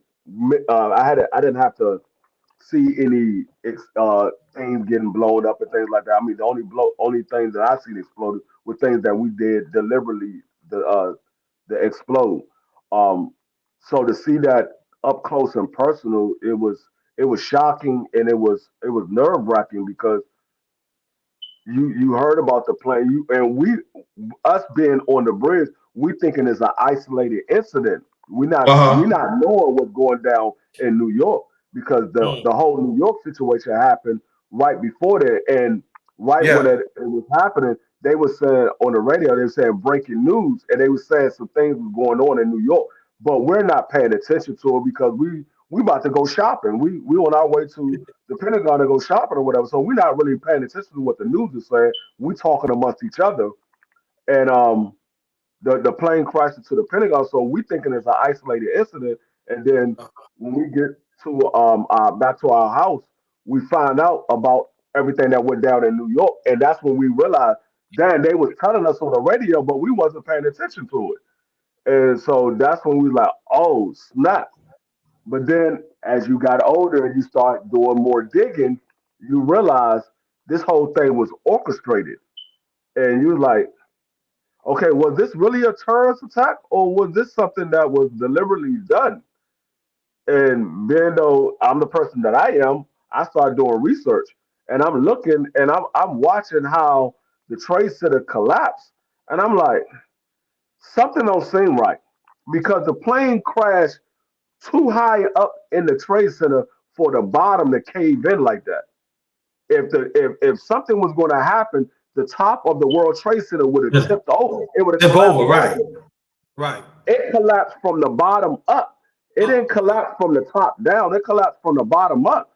And it was Yeah. it was like, this don't seem right. This seemed like something else happened.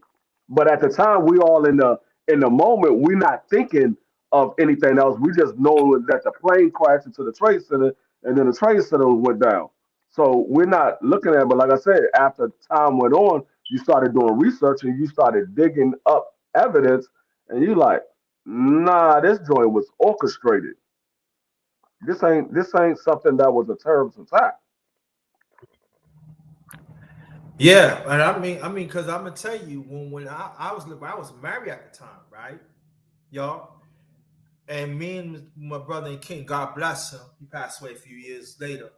We actually seen the second tower collapse on the roof. We actually seen, but this is like almost an hour later. We actually see the second tower collapse, and how D Free was explaining it, right? We actually see it collapse like that, the second tower. And then when people like jumping out, like they look like I said, they look like ants, because we was like from where we live after the city, about 5 or 6 miles from it. It's not long. I mean, you see it's long, but it's not long. You know what I mean? I mean, Mhm. no traffic. You can get there like top maybe 15, 20 minutes. And there's Right. no light. I mean, there's no traffic. And so we have seen people jump. I'm talking about, I like, and people was like on the roof, like, oh my God. And then people was looting. Hey, yo, free food, yo, we get some clothes. I'm like, and so cops cannot do nothing because everybody had to go to the city. Yeah. It was it was something like, wow, you know, you, man. And I said, yo, why ain't you? And these Yeah, are I where remember. I live at. And where I live at, it was like black owned stores. Why you looting up for? But it was a mess though. I was like, yo. Yeah. I remember I was at work, and when because back in the day that's when TV you could still listen to TV on your headphones. The ladies that I used to work with, they were sewers, so they're sewing, and then one day said, "Oh my God!" and what's going on? She said somebody hit the World Trade Center. Actually, I think one person thought I said it was the UN at first. They said, Mhm. but then it said it was World Trade Center. I said, "Oh shit." And we stopped, and then I think there was a TV in our manager's office. There used to be a TV in the break room, and it was just wild. I mean, seeing something like that. we just, we were just shocked. I mean, all the way down here in North Carolina, and this happened. And I'm thinking when I heard about the Pentagon hit, I'm like this. I'm like, I think I was like in my it was 2001. I was just around 30. Yeah, just about turned 31. And I'm thinking in my head, like they hit the Pentagon. I don't know. Maybe I watch too many cartoons and movies, and I'm thinking that some missiles and machine guns can pop out of the ground and start shooting the plane down before it gets that close to it. But it's not like that. I mean, it was just, you wouldn't think this would happen here because there hadn't been, like, I think they said, like, they talk about how the last really devastating attack was 50 years ago, and that was Pearl Harbor. And that was, U.S. territory. I think Hawaii was still U.S. territory at the time. It wasn't really fully a U.S. state yet, not for another 10 years later. But it was just shocker hearing this. I mean, and people say there hadn't been any kind of real battle in the United States since the Civil War, or you might talk about like Civil War or the war in Mexico when they were trying to Texas was taking Mexico from taking Texas from Mexicans. I think there's always. And you know what? There was so much involved with, like, one thing was that hearing stories that some Bin Laden was in the States because he was friends with the Bush family, and that time he was going through I think he was going dialysis because he had kidney issues. He was really sick. And this goes back to, some say that even this goes back to when George W. Bush became president, because his father at the time, during the war with Afghanistan and Russia, his dad was, the first George Bush, he was the head of CIA. And they, were allies with those people, the Mojahideen. They were the ones who was fighting the Russians, not the Taliban. They're just a spinoff of them because they were trained by them. Most of their training come from the U.S., and they used that training against the U.S. because after the war was over, it didn't help them. They didn't provide assistance or anything like that. Hey, you fought the Russians because we didn't want to fight them directly, so you did our dirty work, and then boom, we're done with you. And it goes back to what the great late Malcolm X said: "It's your chickens coming home to roost." Yeah. Go ahead, Escacho. You can go ahead. Yeah. Be quiet. No, like I said, I'm just listening to you guys because, like, I no. Go ahead, Escacho. No, go ahead. Yeah, go ahead. Get something to say, son. Say it. Not really. I was just listening to you brothers talk, man, because, like I said, man, I was young at the age, what I mean? I didn't understand it at the time, but like I said, as I got older and I look back at it, and I say to myself, man, that was horrible back then. You know what I mean? Yeah. But and also though, too, 2 years later, New York suffered a blackout. Because I think it was issues because of the, I think it messed with the grid with New York. I mean, it's just some stuff like that. Like, and I said, stories of, a lot of first responders who still clean up after that because they wouldn't really get enough protections. They hid a lot of the chemical stuff between stuff from the bomb and also stuff that those buildings are made out of. I think Johnson was doing some stuff trying to get them some assistance from the government. Some people got lucky enough, and got some assistance. Others didn't. I mean, and it's just sad because, like I said, Eki, you 9 years old? Dang, son, you old enough to be my son.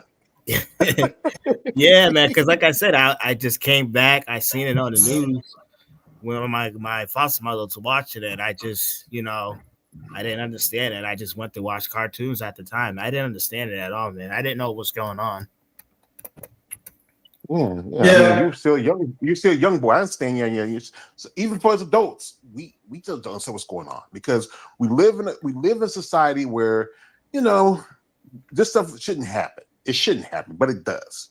I was talking with brother Underrated earlier about what happened with the Charlie Kirk guy. This stuff happens because we live in a society. People have different opinions. You know what?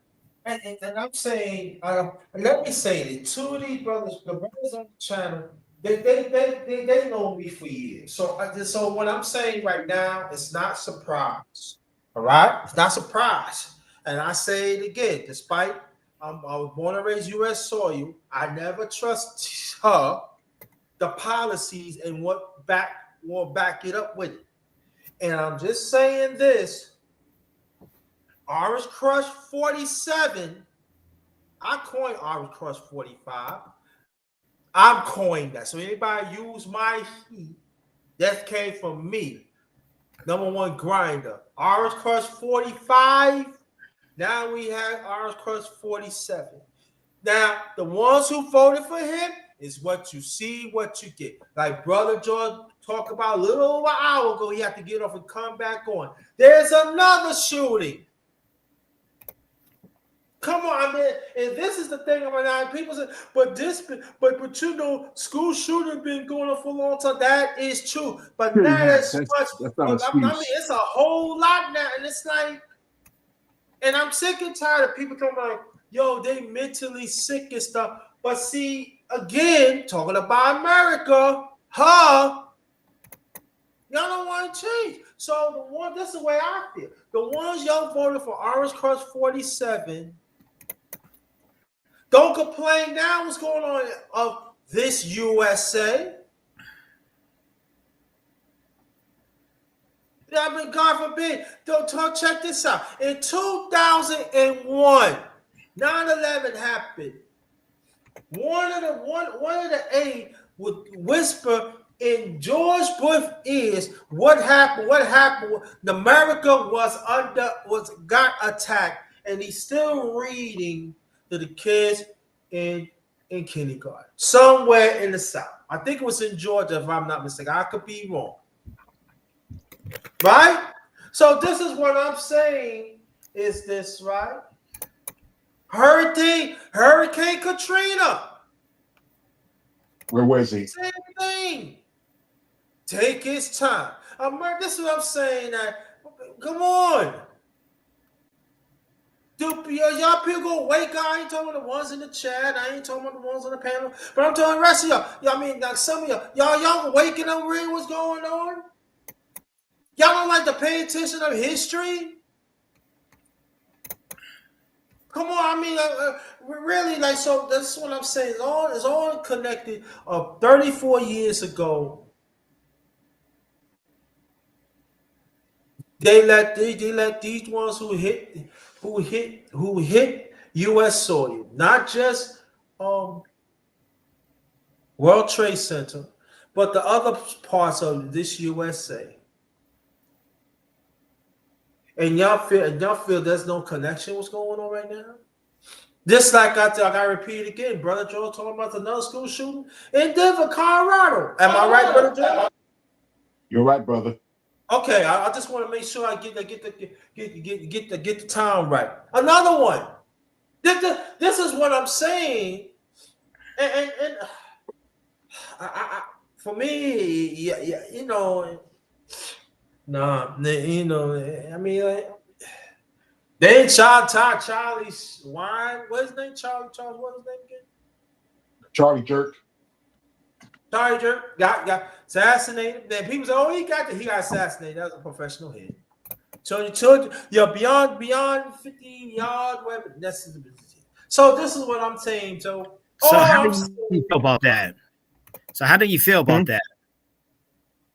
What I heard about that. I mean, like, despite maybe I don't like what he said, but why he got to get assassinated? I mean, they said freedom of speech, right? You don't have to listen to him.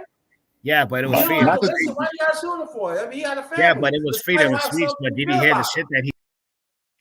Huh? What? We lost him. Yeah. Well, yeah. Oh, I got it. Wait a minute. Go ahead, bro. Yeah, I got cut off. Sorry about that. Yeah, he was saying a lot of hatred things about our community, man. He was talking about the LGBT. He was talking about Mexican. I even seen a video of him was calling the Asian community the C word and shit. And like I said, when I saw him got shot up in person, I said, oh well, because stuff like I said, when you start to push hate, because like I said, right now there is a lot of hate in this country, and it starts with but that's part of the USA anyway. But it starts with the dude. It starts with the guy in office. Because did you see the shit that he's doing right now? Where I think he made a post, right? Where he's gonna try to incite a war in Chicago. And if I was Trump, he better not do that, because the people down in Chicago, they move different. The moment, like I said, the moment that Trump steps in Chicago, they're gonna finish the job on him, because they don't play down there in Chicago. So he needs to stop that shit. You just see what just happened to that Charlie Kirk guy. All that hatred and shit that he's been doing for years. Finally, people got tired of him, and they finished the job on him. And like I said, at the moment Trump bring the National Guard down in Chicago, like I said, it's a black state, right? Those YNs, they don't care, man, because they ready for war. And like I said, I'm saying like this. Chicago's not a state; it's a city. You talk about the state of Illinois. It's a bigger state than that. Chicago was one of the biggest cities.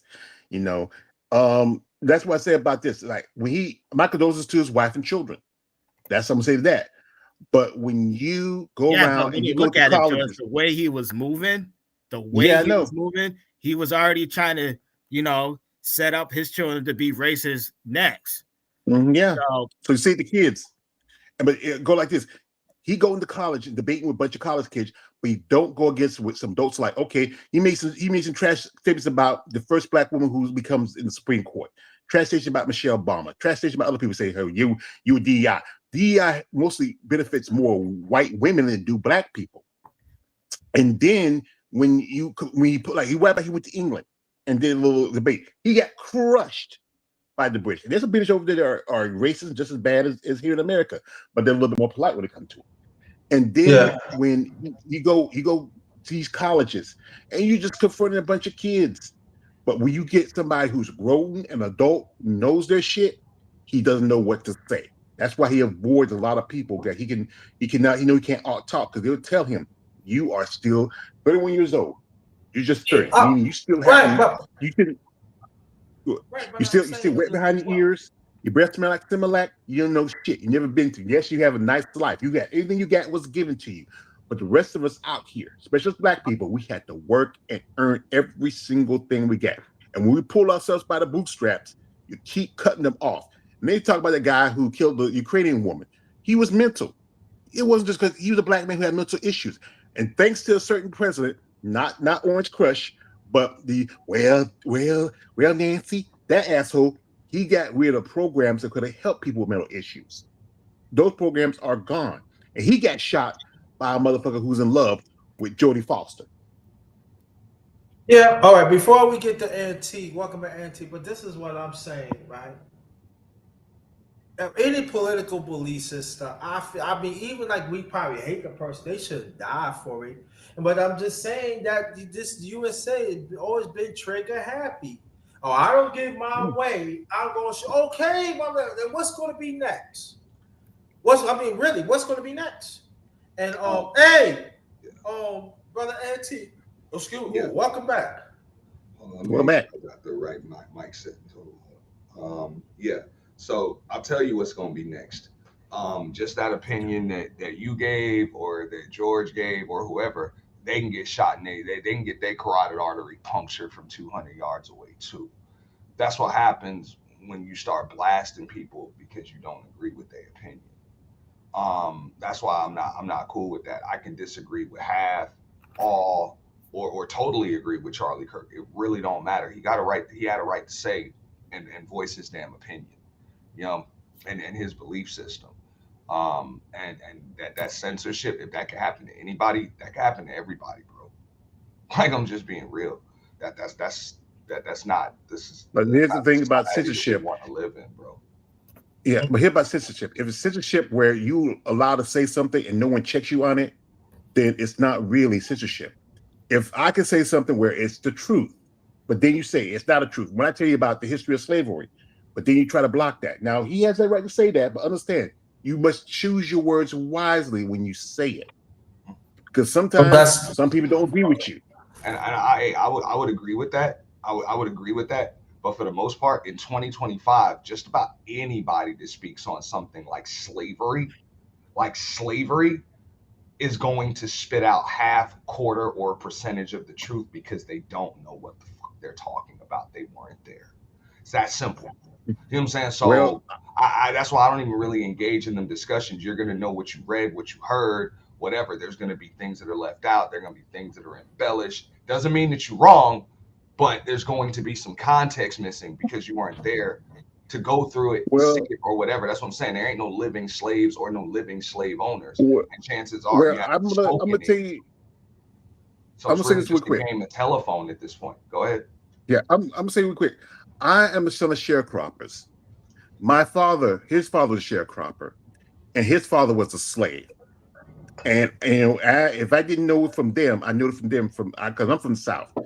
Now, yes, the people who don't know it will give their points of views or whatever, but the ones who grew up around it, who've seen it, who heard it, and stuff, it's not over. It never ended. It just still changed the form and fact of it. I'm like I said again, me underrated. We're up there. We're in our 50s, and some of us did grew up. He grew up in New York. I grew up down in the South. He's seen it too when he says waving the flag up there.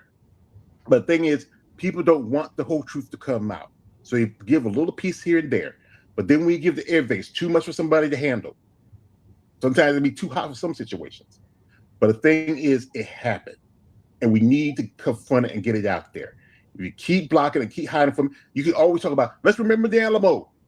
So you remember when a country tried to take another country's land and invade them, but then you don't want to talk about when, hey, you went to another country, took people, and then brought them here, and then when they wanted to be part of the country, denied them the rights.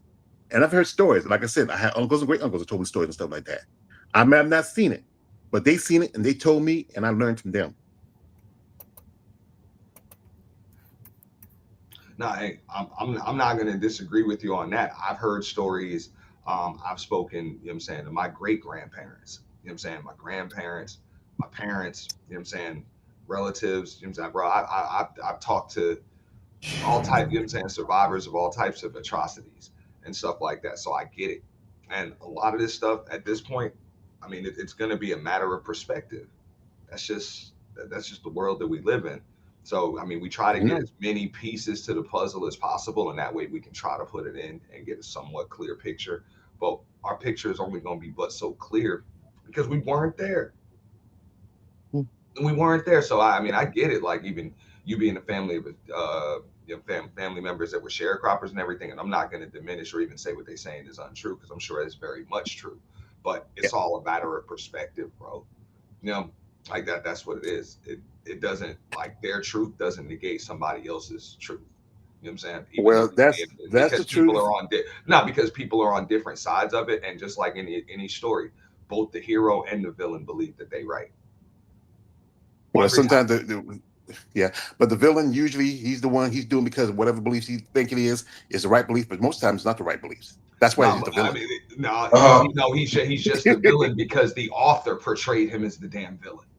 You know what I'm saying? In Well, his story, if he were the author, he'd be the hero. Yeah, that's my yeah. point. It's really the fact or fiction, villain, hero, antagonist, protagonist. It's all in how the story's told. That's why they say It's also history is written by the winners. it's also by the actions and behaviors of the person who's doing it. Yeah, bro. Just I mean, I don't think you get Yeah. what I'm saying, but it's cool, bro. I get what you're saying, but I have my point of view, you have your point of view. No, and I get it. I'm just saying And it's all in how the story's told, bro. So story. So You know. yeah. Yeah. So I'm not disagreeing with what you're saying. I'm just like you heard it from one side, and I'm sure some people on the other side that heard their stories that might not necessarily be untrue from their perspective is going to see it just a little bit differently because they were on a different side of it, bro. Then, like I said again, you said that the often the ones who establish history write the history, and The that's how it is. But winners, sometimes yeah, people, the winners, yeah, because that's what they did back in time of Roman. When Caesar lost a battle, he faked. Even though he lost, he just made it look like he still won.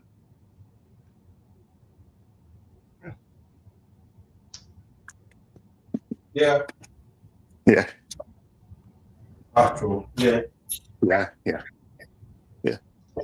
But brother, like I said, this is a time where we just need to realize that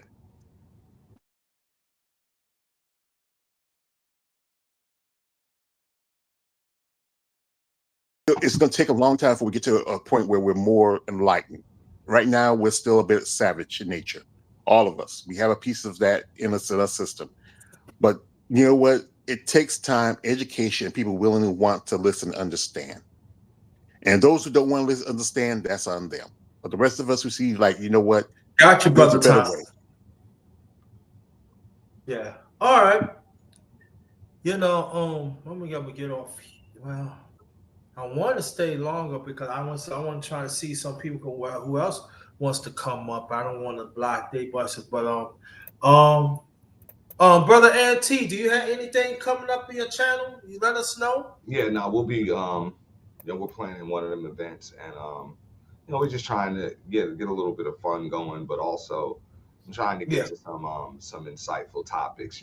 Trying to keep the mess and the drama to a minimum. To a minimum. But just try to still work it in there from time to time, because it is healthy to have just a little bit of fun. Yeah, you gotta have a little. That's good. That's good. That's good. Yeah, but, it's good to be able to entertain it. Just in moderation, bro. So Grinda, you know how I do it, bro. Yeah, exactly. Yeah, exactly. We go back to morning the next day. Exactly. Right. Yeah. Take you back to my days where I used to work in the strip club. The guys used to wow out. You know what? And I believe that there are some people say, "Oh, you see, I'm not serious all the time." You gotta have some humor sometimes. All this craziness. I mean, like, and I mean, like, I'm hearing some stuff that these people talk about. Auntie, you know what I'm talking. I'm not gonna say no. I mean, like, especially these men. You know what I mean? Like, why are you still talking about these women don't want you? I mean, like, it's all right. That you got options. You know what I mean? Like, why you want to be in these women conversations? They women. Why you want to be in these men conversations? They don't want to be bothered. They want to be bothered. I mean, that's why, like, from some, I know people get criticized on Brother T. You hear it. I don't have to tell you. And I'm saying, like, this, I said, look, this is how I feel. And it's not like I'm taking a Brother T, but this is what I'm saying to this. If you stop the bullshit, you don't have to worry about come out with it and have him. And this is the thing about this. Even if you don't believe it, he give you the link to come up and state how you feel. But y'all don't want to stay how you feel, but y'all present it out there. So this is what I'm talking about, the brother. If you're a fuck boy, you're a fuck boy. Oh shit. So that's what I'm saying. So if Auntie said, listen, all right, you ain't a fuck boy. You come up here and state, right? And then if I say you wrong, I'm saying wrong. But see, you a fuck boy. Women, y'all same way too. Y'all something else. I mean, like, oh, I ain't something on there for no super chat. You did. Oh God! So come on. I mean, like, come on. And but see, this brother T, there you go in the plus. He the link, right? So, am I telling right? Am I telling the truth, brother T? Yeah. I mean, he gave me the link. He said, "Listen, show me that you're wrong, and I tell you wrong. And if I know that you're telling the truth, I've got you out the feed." But these people don't. This is what I'm saying. I'm talking about our people. But y'all don't want to be accountable of nothing. And then he expose you. He exposed me. And I'm just one. But y'all don't want to put it out there in the public to see. Y'all the one doing this. So I thought, as for me, be a bias to be. Going in Auntie, I got something to laugh at. Because of everything what I'm saying throughout the years, besides Auntie, y'all proving my point. Y'all proving my point. Y'all don't want to be better. Y'all don't want to be better. So this is what I'm saying like this. It's all right to be serious sometimes. There ain't nothing wrong with it. So I mean, good. I mean, I like when y'all get exposed. Yeah. It doesn't make a difference to me because y'all don't want to be better. I mean, y'all don't. You don't want to be better. Then y'all get mad at he and a few others because they bring your shit out and you got caught for it and everything. You got pussy juice caught in your mouth and you got dick caught in your mouth, and y'all don't like that. And then so what happened was, oh, but I'm a family. This, well, how are you a family and act this towards, and you got kids or you got influencers acting this way. And see, that is another conversation y'all don't want to have. Yeah. Yep. I like this, brother. Hey, like this, brother. If you're gonna live your life, but don't bring people down with it. Be like I said, when you get into, like, if you get a relationship with somebody, respect that person, honor them as much as you want to honor too. As you know, I do interviews with female bodybuilders, and we talk about stuff like how guys behave. Some guys can be a little bit goonish. Some guys can be this or that. You know, these women, some of these ladies have husbands, they have kids. They do this because it's a sport, they love doing it. But if you don't like it, or you might be a little too weird about it, then you shouldn't do it. I mean, it's just, and you ask yourself why they treat you like that, why they act to you like that, because of the way you act. You know, they're still women, they're still ladies. Treat them like you would treat your own mother, your sister, or your daughter, or someone like in your life. Yeah. But like I said, I've seen some ladies show me some stuff, say, hey, this is what this guy, he's gooning. He's acting up. He don't know what he know. And so in my interviews, I used to tell, hey guys, don't send no deep pics, no weird shit, because these women are not having it. But same time, women, you gotta respect these men. And these guys come here, they respect you, but you don't return your favor and act like, I met ladies who can act a little bit. We say in the country, hi to Diddy. You know, thinking you, hey, no, Mahogany, check the Mahogany. Stay right there. I didn't mean to cut you off, George Payne. Mahogany, I want to ask you a question. Where you was at 9/11? I want you to come up. I want you to come up and tell us and everything, because that's basically what we really talk about. But you know, I mean, you know, if you give me press one, we want you to come up and tell us what happened when 9/11 hit. You know, so we want you to come up. But there's a link right there, and yeah, I could say right there, brother T could vouch for that. Women, I don't have no problem with women. Women show up in my channel. Even women come up on a panel. Mahogany throughout the years came up. Yeah, you hit the link. I mean, you can hit. IT, ask Unreal about Valerie. Bro, I mean, dog, I'm with you on that, Grinda, but I don't have a problem with women. But I don't have a problem cussing one out neither. So it's what it is. I'm an equal opposite. Just like I'll cuss a nigga on the internet out, I will cuss a chick on the internet out just the same. If she's disrespectful, if she's disrespectful, just like a dude that's disrespectful, can get cussed the fuck out. A chick that's disrespectful can get cussed the fuck out. Yeah, and here's the thing. So all that, treat them like my sister. Or no, you're not my sister. You're not my mother. So I'm not gonna treat some random chick. You don't like. Not your random, just a woman that might be as your friend, you know, somebody close to you. That's understandable. Right. Yeah. And you know, brother Auntie, check this out. Yeah. Like Mahogany, that's like my sister. So you know what I'm saying? I'm gonna treat Mahogany with respect, because she's like always treated me with that respect. So I'm gonna treat her just like my sister. Same when you got Letitia that just hit the chat. The same thing. It's always been respectful. But if you're gonna come at me with disrespect, you are not exempt from getting cussed the whole fuck out just because you were born a female. Fuck up out of here. Yeah. Okay. Your disrespect will not be tolerated. Yeah, go ahead. Yeah, here's the time is you don't have to yell. You can just keep your composure, and you can do silent yell, like say, you know what? If you have a problem with me, we can settle this right here, right now. I don't have to yell, I have to raise my voice. Yeah. I don't really know I'm the type of person, I don't raise my voice. If I do, you might as well get away from me. Yeah. Because I feel like this. I can be the nicest person I need to be, or stone cold son of a bitch when I have to be.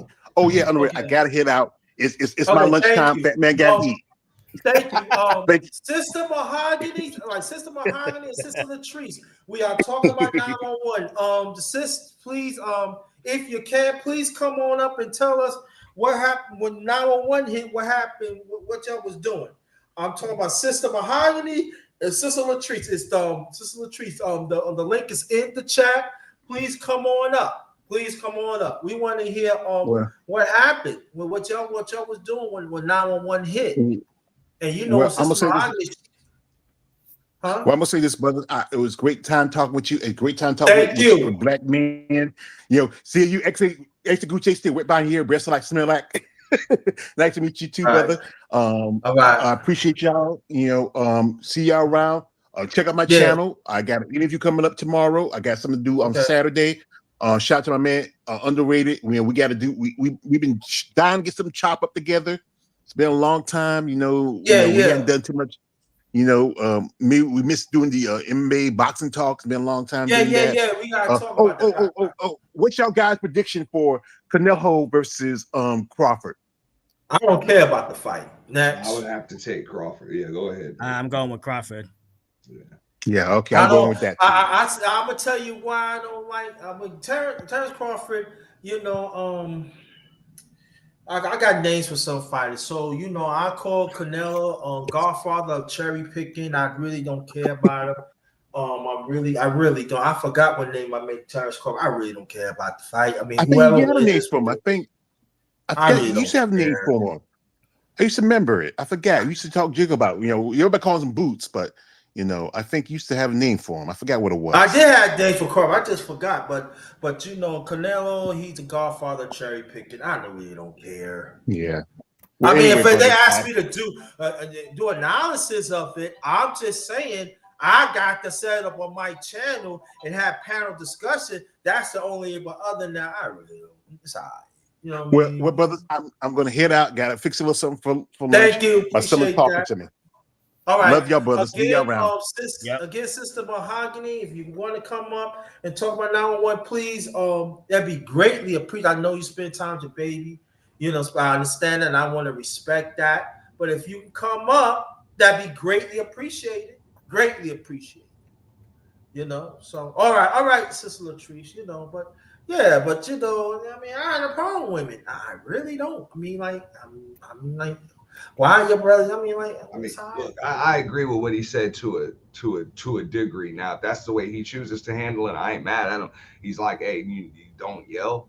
I understand that, like, communication, communication goes in many forms. There's body language, there's written, of course, you know what I'm saying? You can write. And of course you can just speak, but also tone is a big part of communication too. So sometimes that point it comes across with a specific tone. So it really depends on who the hell I'm dealing with and how the hell I need to deal with them and what tone I need to come up, because it's human nature to speak louder when you believe that you're not, where you feel as though you're not being heard. That's human nature. So it's not, I always hear people say, oh, you must be angry because you're yelling. A lot of times you raise your voice because people aren't hearing you. And that's human nature. You know what I'm saying? If I'm talking and somebody's still talking as if they're not listening to me, I'm probably going to speak louder. Or in some cases, I'm just going to stop talking. Like, I mean, it really depends on the context of the conversation or what I'm trying to get across. If it's an argument, I might just have to yell at a motherfucker, man. Whatever. For real. You know how it is. Like, it depends on the point I'm trying to get across, and tone is it's a game. Just like that show, The Game of Thrones, it's a game of tones. That's communication is really about that. That's true, yeah. So your tone is supposed to be another weapon in your back pocket. You know what I'm saying? And you need to know how to, just like the other weapon, you need to know how to yield it or how to wield it. That's simple. Just like the other weapon or tool or resource, it can be used as a tool or resource, or it can be used as a weapon. A hammer, dynamite. You know what I'm saying? A bullet. You know what I'm saying? I mean, fire. You name it. There's no tool or resource that can't be used as a weapon as well. It all depends on what its purpose is. And I consider tone right on the same level. Got you. Yeah, But again, welcome to my channel, Underrated Darkness. Yours truly, the #1 grinder, one of the best case seekers on social media, the best of the business. And we in the afternoon part now, and we doing a remembrance of 9/1/9/11/01 open panel, hashtag the truth, the #1 grinder. And I was gonna get on, but I'm gonna hold on a little longer, in case some people do want to talk about 9/11 you know, what happened to you, well, you know, what you did at that time. It's 34 years later today. And Anthony brought out some points about, how it is, when he seen it. But when we say that New York had that grit, and I know people say, "Oh, yo, you agree everything what NT was saying." Oh my God, let me say that. No, I agree with what he's saying, because we work for New York. New York do not have that grit no more. And see, when Anthony was talking about, he was talking about the politic part and the cultural part. And then when you have other countries telling you how to run your city and also how to run your own culture, that is a problem. New Yorkers know what I'm talking about with that shit. I know what you're talking about, right? Bro, it's not like, bro, a big part of that culture died that day. Right. And that's what I'm talking and like that, because now, I know you brought it like right. if you grew up there or you spend enough time there, you know the difference between then and now. I know a big difference, right? Mm-hmm. So I'm talking about the culture part. There's no grit. I mean, like, when we stay in New York, you know what I'm saying? We look at certain things like, yo, we strong. We ain't going out like that. But when them planes hit, it's like, it's done. I mean, it's gone. I mean, like, when they decided to not rebuild them, right? They decided to not rebuild them, just like they were, but stronger, because that was the New York state of mind. Whatever, bro. You take a licking, but you keep on ticking. Yeah. That's the city that never sleeps. Like that's what it is. You can make it here. You can make it anywhere. So for anything, I don't care, who did it. For them to be able to just take that and it never come back, that's something that's not New York like at all. Like it just wasn't. Mm-hmm. And also, you got someone in New York saying, "I don't want it up there," and but do y'all understand that you just giving in? I mean, like, really, you just giving in, like, and so it was like, and I said, but I felt so. People said there's lessons learned. I said, what lesson to learn? I mean, you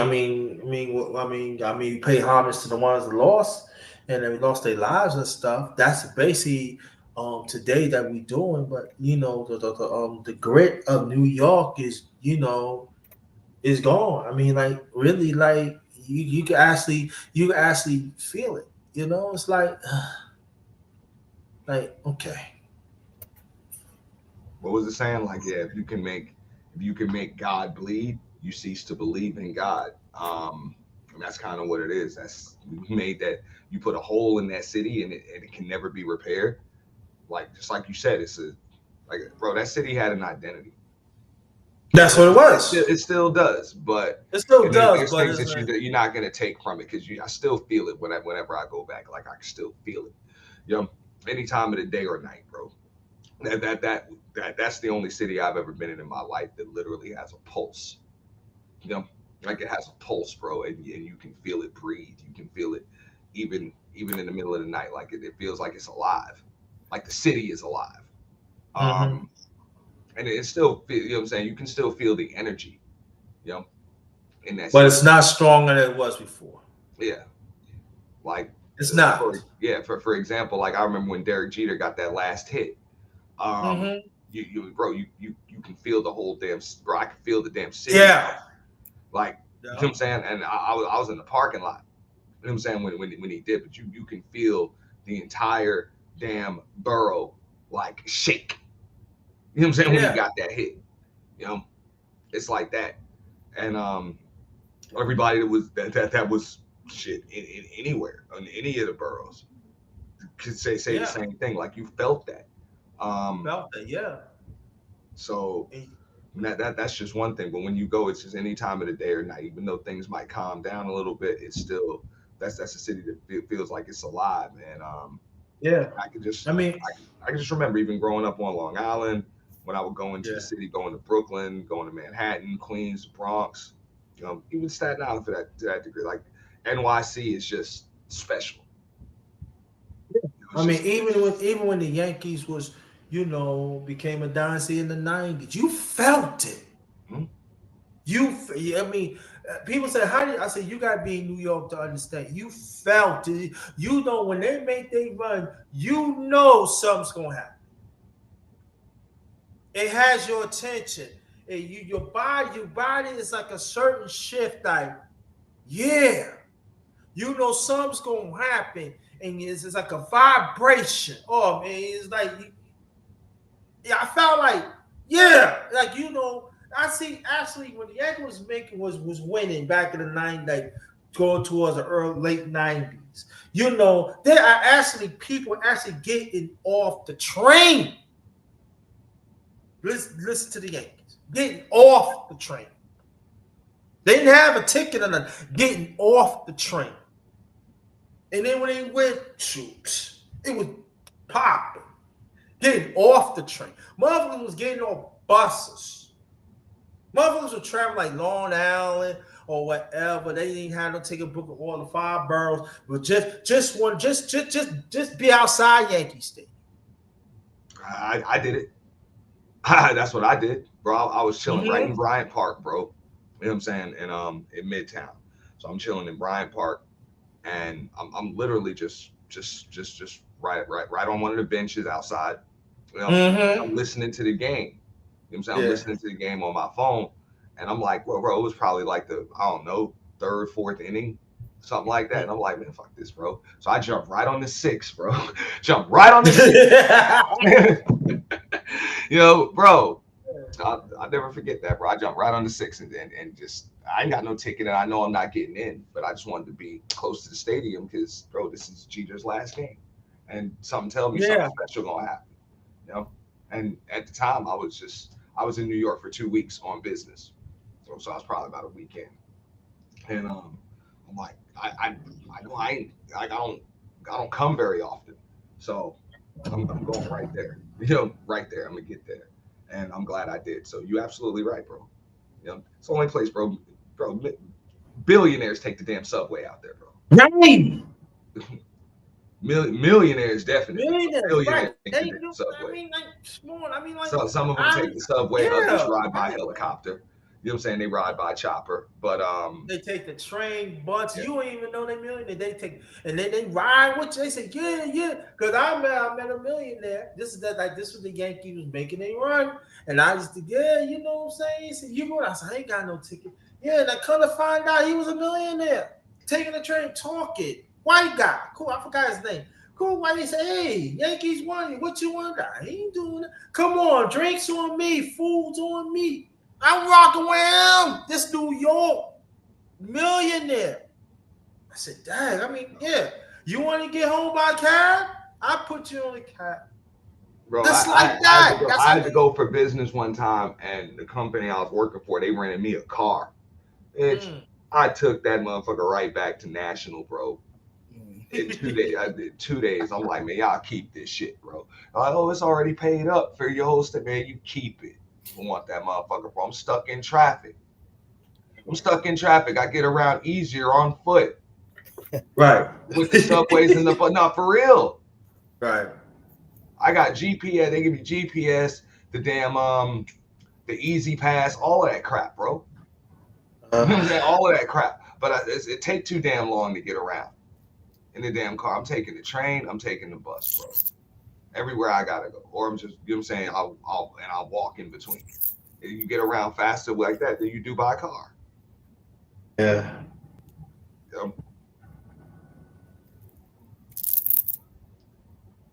Yeah, I'm like, that was times, people like, that's what I'm saying. Like when you said that millionaires take trains and buses, they like, they do.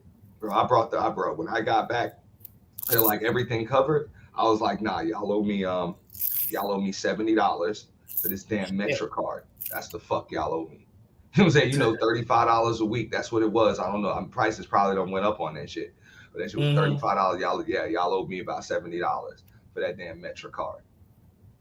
Okay? Because I brought the damn rental car back and you went and got a fucking Metro card. And got around just fine. Just fine. Yeah, man. So yeah. Escacho, you want to say something? You go ahead. Well, like I said, man, I just want to thank you for having me come on, man. Just to Anytime. chat with you brothers, man. Like I said, I like it to sit in the background and listen to you guys talk, man. You know what I mean? Because, like I said, I like to learn. You know what I mean? But once again, like I said, man, my condolence, even though it's 24 years later, like I said, my condolence still goes out, to the Yes. family. Because, like I said, every time they watch that moment or they show it on the news, they have flashbacks of it.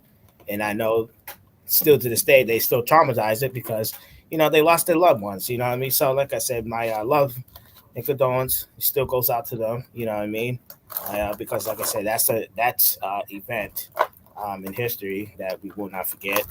Also, Mm-hmm. but like I said, that what growing up, that was my biggest event I saw because, like I said, I was only 9 at the time. I didn't understand it, but like I said, as I got older and I look back at it, I said, "Wow, that really just happened." During my time when I was alive. So, but yeah, man, like I said, Andre, as always, brother, thank you for having me come on. Anytime. My pleasure. Brother as well, that's talking as well. It's good to hear your talking points. Also, before I go, what is your prediction of the fight, though? I want to hear what you got to say about that fight on Me? Saturday. I really don't give a fuck about the fight. No, the other brother. Oh, I'm sorry. I said I took Bud. I took Crawford. No. I couldn't hear you. Say it again. I took Bud. How do you see the fight playing out? Bro, Canelo's washed up. It'll go the distance. It will go the distance. Well, here's what I'll say, because a lot of people are saying that Canelo is going to stop Crawford, right? Which he's supposed to, because Crawford is the smaller guy. But the thing is with Crawford has one of the best IQs in boxing, and we all know Canelo's style, 1-1-2. He does the jab, the double jab into to the big looping shot. And like I said, I see Crawford, right? He's gonna try, he's gonna try to, work Canelo with the jab, right? And then I see Crawford's gonna start throwing to the body because when guys fights Canelo, right? They just look for the big shots to knock him out. I see the gameplay with Crawford. He's gonna attack the body early. To work Canelo out and to but that's if Crawford, if he could survive early. But if I see a point in the fight when if they clinch and I see Crawford push Canelo off, I could say that fight is gonna go different. But like I said, I see Crawford attacking Canelo to the body with a lot of combination wearing him out. And like I said, man, don't be surprised if Crawford stops him. I say like this. I'm gonna say like this. When Davo fight Canelo, right? He won an unanimous decision. He made Canelo the fight off his back foot. As we know, Canelo, he's not good fighting off his back foot. No, he can't fight going backwards. He can't fight going back foot. No. So this is the thing about. Hey, my bad, Grinda. For me, it's got to be constant pressure. I'll come back up if you're still up there. I keep getting calls. Okay, no problem. All right, brother. Okay. Nice talking to you, brother. Peace. Yeah, thank you, brother. I mean, like, it's got to be constant pressure. I'm saying it's got to be stamina. I mean, despite I don't really care for Canelo, but one thing about it, he is a veteran. He's a KG veteran. And like I said, he's the godfather of cherry picking. Yes. He know how to pick them. And this one right here, and as we know, I know people picking Crawford. Okay, I understand that, but I'm saying as we know, in boxing, anything could happen. Yes, that's why I think this is going to be the first time. I think it's going to be the first time you're going to see Canelo get dropped. He's going to get dropped. He might drop. All I can say when the fighter that he fought, I think it's Davo, if I forgot his name, he dominate that fight. I mean, he could have put him up, but he made Canelo go backwards. and he That's was touching. Demetrius Bivol, the Russian guy. Right, that one. And Yeah. so this is what I'm saying. If Crawford take a page The out of thing that, is, though- I'm not saying copy. I'm not saying copy. But No. notice, he made Canelo went backwards. So when Canelo go backwards, his power is limited. And you gotta make him go backward. When he go backwards, you gotta hit him. Maybe he gonna block, but then wherever he get, you go to the body, go to the head, and you know. And then so Canelo, when he was hitting Deborah, when he hitting him, Demetrius, you know, he was his arms bruised up, but at the same time, he was giving him back. He would make Canelo go backwards, and that is the key. You gotta make him go backwards because I don't think it's gonna be any changes of Canelo. He can't cut off the ring. And also too, he can't cut off the ring. Right, and also too, Crawford is very good of switching stances. Like I said, Canelo, despite I don't like him, he seed it all. This is what I would say. This, Crawford, are you gonna fight orthodox throughout the fight, or you gonna fight solid? That's my thing. Well, I heard that Canelo was sparring with Boots Ennis, who is a switch stance fighters as well. But you got to look at this though. Boots Ennis is not Crawford. He's not Crawford at all. Like I said, Crawford's fighting. But I say this though. I understand what you're saying, but there's quite a few people do not want to fight Boots. Now that's why I be saying Boots who? None people don't want to fight Boots. Nah, man. And he's good. Boots don't want to fight nobody. I've been hearing the other channels talk. Boots don't want to fight nobody. He doesn't. Yes, he do. Nobody. Yes, he do. Come on, now. We not. Come on, underrated brother. Cut it out. No. He don't want to fight nobody. Boots. So no. They don't want to fight Boots. So this is what I'm saying, Boots. If you hear me from this, if they don't want to fight you in a welterweight division, go 154. Go 154. He did make the announcement that he was gonna go to 154. Virtual Ortiz wanted to fight him, and he said no. Come on now. Virtual Ortiz don't want to fight him. Come on, bro. He don't want to fight him. Because he the one told Bruce, give me 30-something months, so I'll fight you. Come on. Nah, they call Boots Mr. Tune-Up. No. That dude has 40 fights. He has like 30 plus fights, and he wants another tune-up. No, he don't want to fight. No, yes, he do. No. No, if you gonna say that, talk on it's true. No, Boots want to fight. Nobody want to fight him. Come on, we know. Oh no, man! I can't wait for Saturday. I think that this is what I'm saying. Whoever wins, who cares? I'm just saying that. I mean, like, I'm saying for the fighter title. I heard that they working on Norman and Boots. I feel that would be good. And I think that after that, go 154. So you're gonna get like 154. Because there are some that 140, they moving up to welterweight and stuff. And I'm just saying. Because now, if you look at right now, the money is gonna be at really.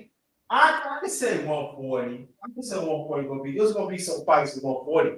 But 147, 154, oh yeah. Maybe 160. That's where the money's at. The heavyweight division, I don't know. I don't know, man. I just can't wait. Well, anyways, underrated brother, thank you for having me. Come on, man. Thank you. Appreciate you. Always love, man. Always love. Always love here too, man. Always good work. Keep up the good work, brother. Thank you. You do the same yourself. Always a pleasure to have you. Yep. All right, brother. I'm out. All right, peace. Yep. All right. Again, welcome to I'm gonna stay. I'm gonna stay. If you still there, Mahogany, if you want to come up and talk about 911, you can. Latrice, I mean, I hope you get home safe. You want to come up, sis? Y'all come up and we can talk about 911, where y'all was at and everything. Even Sister Bonnie Rose, you want to come up? It's not just men. If y'all read the title, read the title, open panel. Let me open up to anybody. Y'all come up. Y'all come up. Yes. Sisters, y'all come up. Why not? We want to hear from y'all. Yeah. Yeah, you know. But the fight they're talking about against Canelo and Crawford, they're gonna happen Sunday at Las Vegas, and it's gonna be on matter of fact, it's gonna be on Netflix. So anybody have a Netflix, it's gonna be on there. I don't know. Oh yeah, I forgot. I almost in my mind. I will be back 12:30 tomorrow afternoon. I'm gonna have a chop up with the one and only brother 7A Sports TV. He the one created the LDBC, that's for Lions Den Boxing Community, also a basketball community, and that's gonna be part two. We did part one of 2022, I think. So this will be part two. It's going to be epic. 12:30 p.m. Eastern Standard Time tomorrow afternoon. It's already posted. Please, I want you to come back to that. We're gonna stay here a little longer and see anybody that wants to come. We trying to get some ladies to come up and everything. So hopefully we can do that because we want to hear about the ladies. You know. So, Sister Fuso, thanks for still listening, Sister Fuso. Thank you so much, very much appreciated. So the link is right there. Sisters want you to come up. You know. So we still talking about the lost ones of 9/11. And again, today is my older brother's birthday. You know, so we just pay homage, pay homage to the lost ones, not just in New York, but the other parts of the United States that have been hit on 9/11 too, 34 years ago. So at least we should, so. And I know there's, media is talking about it and stuff like that. Pay homage to that. So pay homage to 9/11. Then I think I did it last year. I don't think I did it last year. I think last year. I don't know. I don't know. I was here. I think I was somewhere else. But so there, let me do something this year.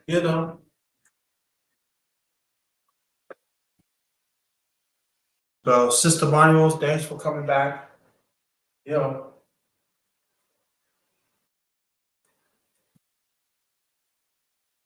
But yeah, that was something you're never going to forget. Something that you're never going to forget. Wow. How's the weather where you're at? How's the weather where you're at? Because I know over here it's raining off and on today. Raining off and on. How's the weather where you're at? Talk to me. Good afternoon. Good afternoon to everybody, and even your family in the chat, even your family. Good evening. 12:31. 9/11.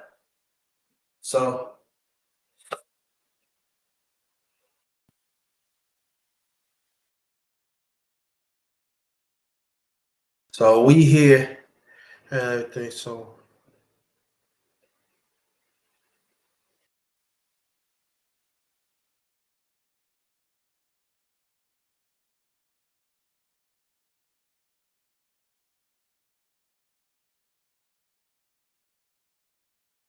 So we still here and stuff. I remember the subways too. I mean, New York Transit Authority. It was a mess for a while too. It was a mess for a while. And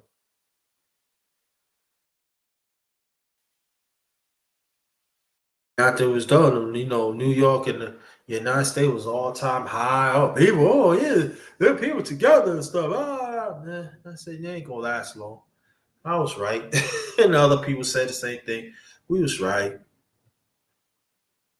But we ain't gonna pay attention to all that today. We gonna pay attention to the ones that lost it, appreciate their sacrifices. And longer throughout the years they have suffered and died. And then some of them act like they do nothing, but over here they being respected. And we got to make sure respect.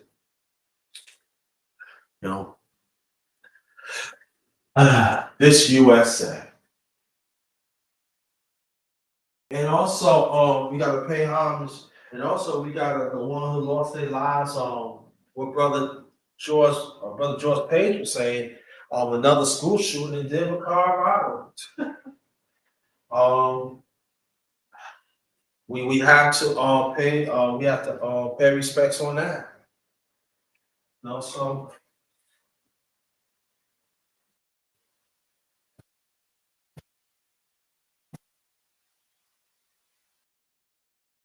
I remember I was talking to somebody.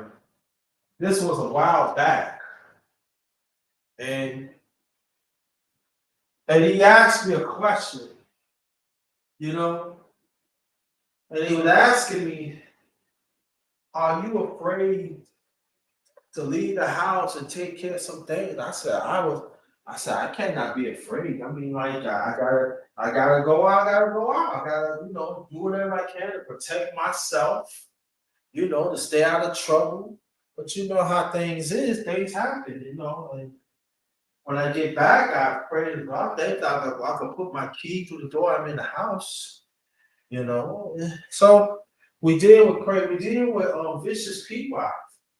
There are some people saying you deal with crazy people. We deal with wicked people, and they don't care about your life. And so you gotta calculate the best way you can. Make sure you go to A and B. Make sure you always checking your surroundings. The best way you can. You travel by yourself or not. Travel by yourself or a few people, a group. You gotta calculate it.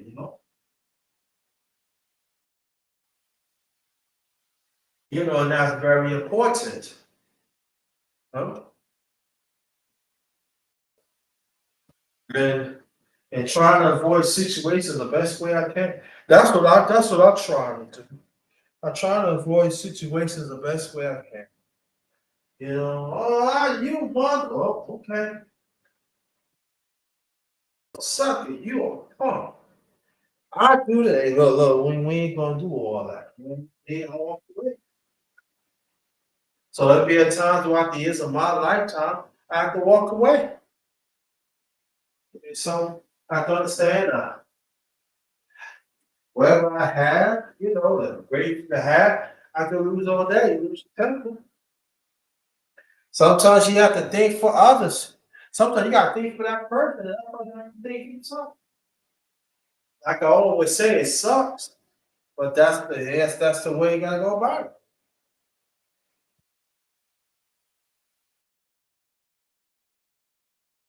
Well, I remember I did food. I remember I went somewhere did some food shopping. This was years ago. And you know what I did? Wherever I shop at that place, I got on the bus and I went to the next town. And then come to find out, it worked out better because I had better bargain, and that's sort of avoid this person. Oh, yeah, you scared of me. Yeah. So the other guy said, man, he was going to why do you think that's for? Yeah, I got him scared. Nah, he ain't got me scared. don't want to die. Don't want to lose. Don't want to lose what I work for. That God has given me that. No, I don't want to do that. You know? But at the end of the day, I'm a man. And I'm gonna take it from myself, but I have to think. And so I got on the bus. I had better bargains. I got more, and it worked out. Now there are some that you a punk. Oh, you this and that. Well, I'm trying to avoid. I'm trying to avoid situations. Now there are certain situations you cannot be. You cannot be avoided. You know that's different. But if you can, do it. So, and there are some people you could avoid this. You could avoid it. There are some people that you know mind their business still get hurt.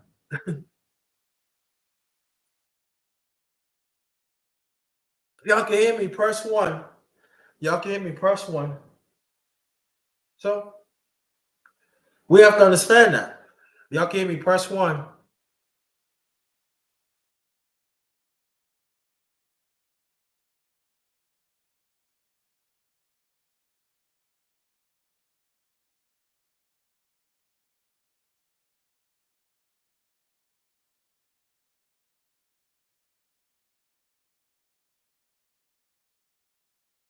No.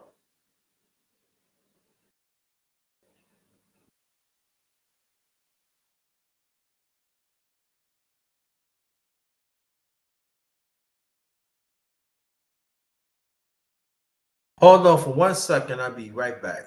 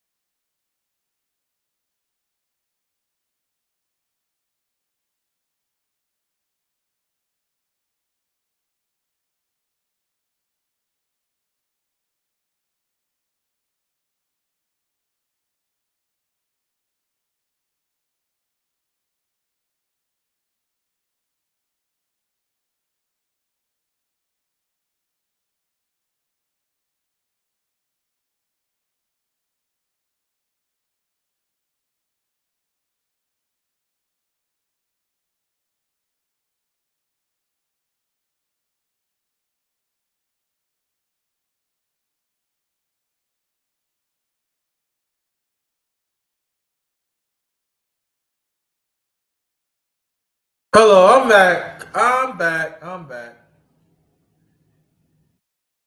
I'm back. I'm back. I'm back. Hope everybody's doing okay. Maybe I can hear me. Press one. I can hear me. Press one.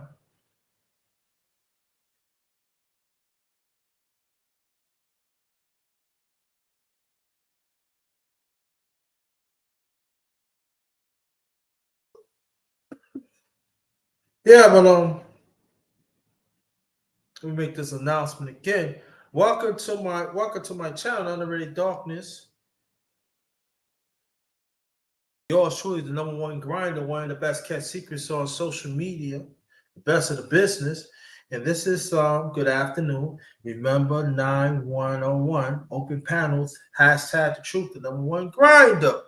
So I hope that call that on. Oh, 3 hours, okay. So I'm gonna try and be a little longer.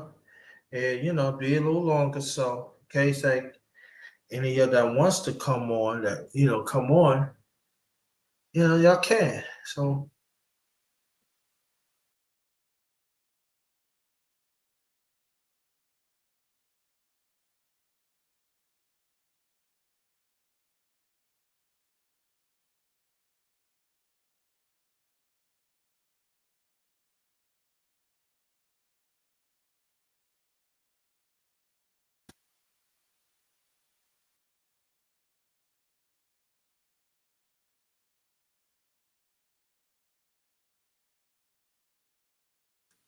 there's a link right there.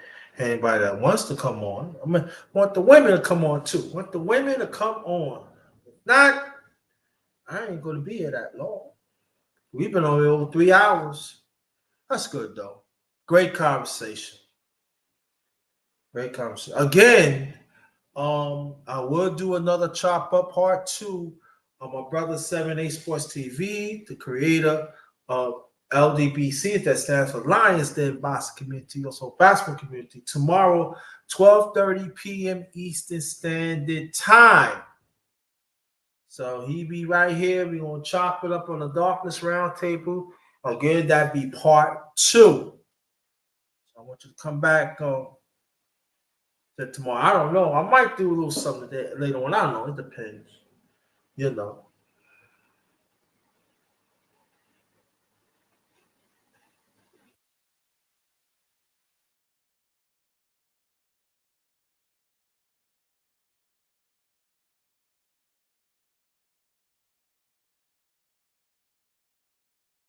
So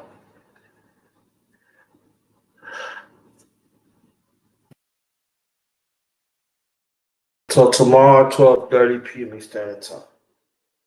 Stay tuned for that. Also, we did a chop up with Sister Khadija Reeves. That was yesterday, 5:05 p.m. Eastern Time. Great conversation. I'll go check that out. It's on my channel.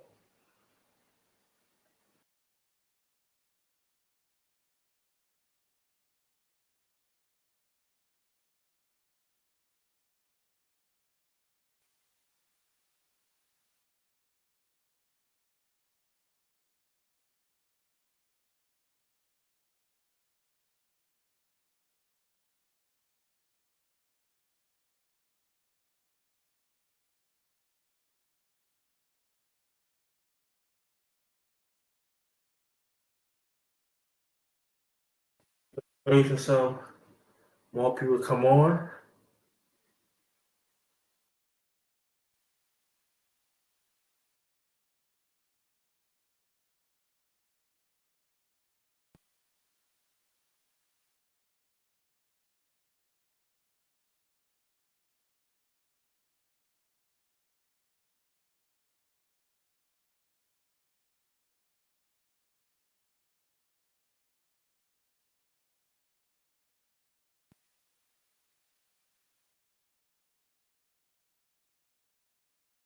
But I do want to check. I do want to find out the undercard of the fight Saturday, Canelo and Crawford. I do want to find what the undercard is.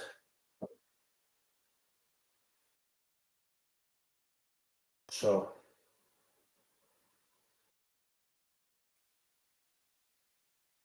And D-Free was on here about an hour and a half ago. I should have asked him. It slipped my mind.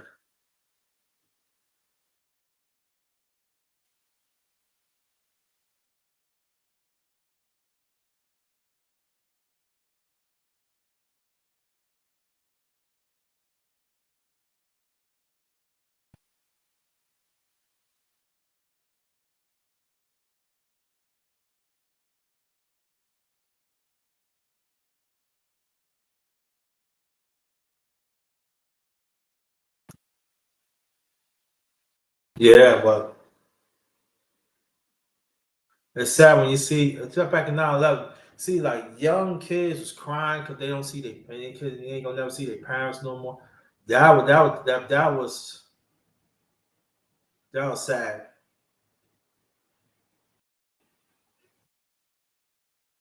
You know?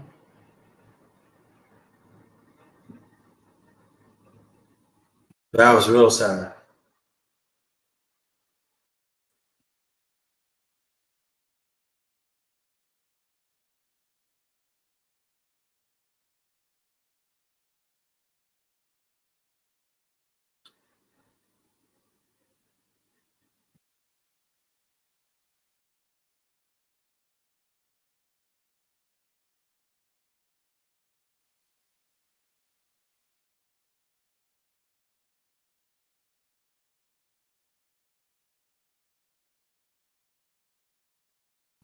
Real sad.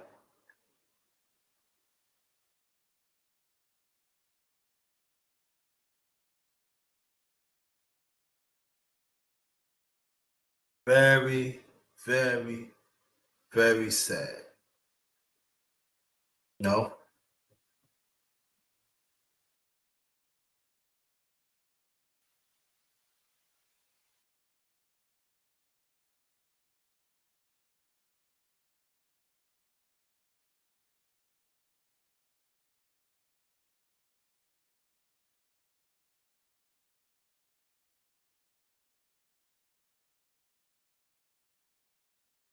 You even hear people got stuck and they got stuck on the elevators, stuck on the stairway. People was running down the stairway.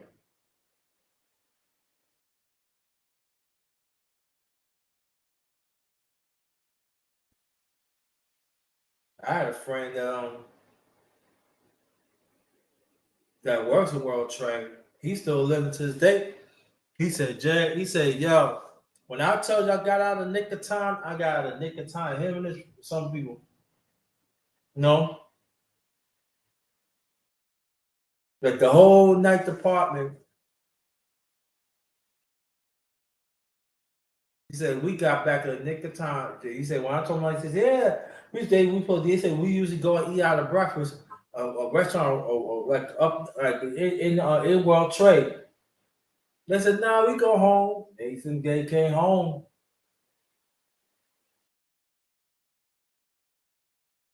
Some live in Brooklyn, some live in Queens. When they got home safely at the nick of time.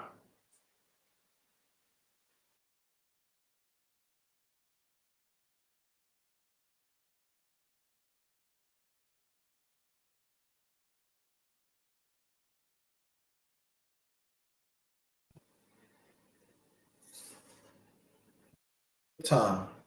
I said, wow. Yep. Like I said, I lost quite a few people. Quite a few people. Yep.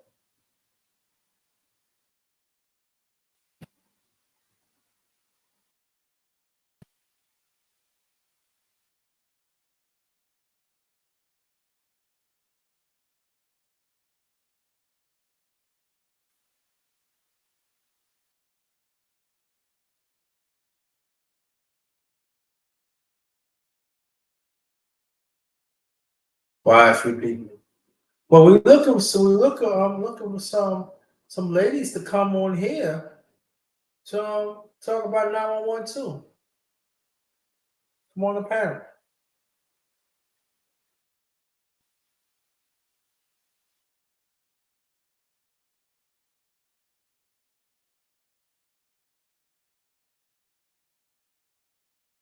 Some came and take the pain that they had lost, what they they have family losses, and some actually died too. Not even part of but they die of sorrow. They die of lost one.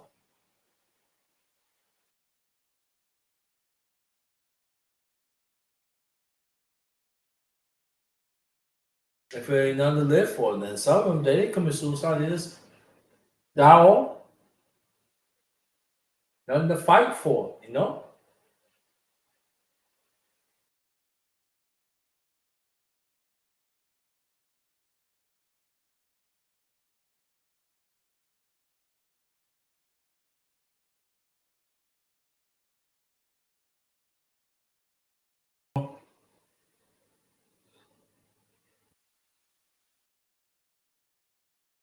Usually I leave, a while back, but I figure let me stay a little longer in case anybody that wants to come up talk about 9/11.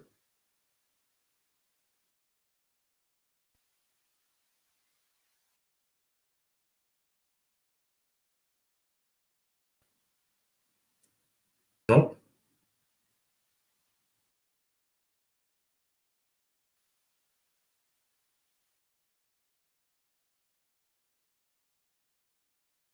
Sad that you see children crying.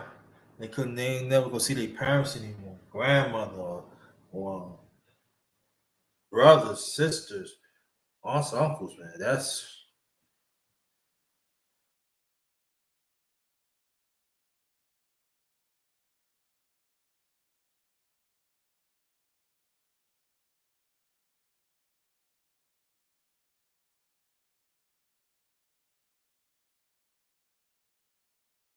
It does leave an effect.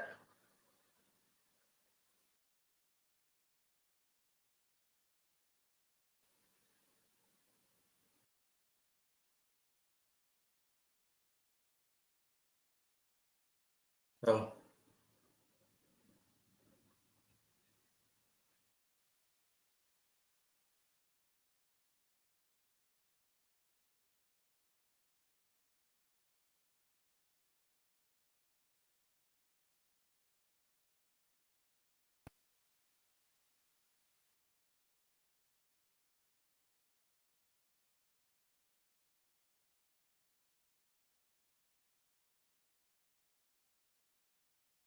so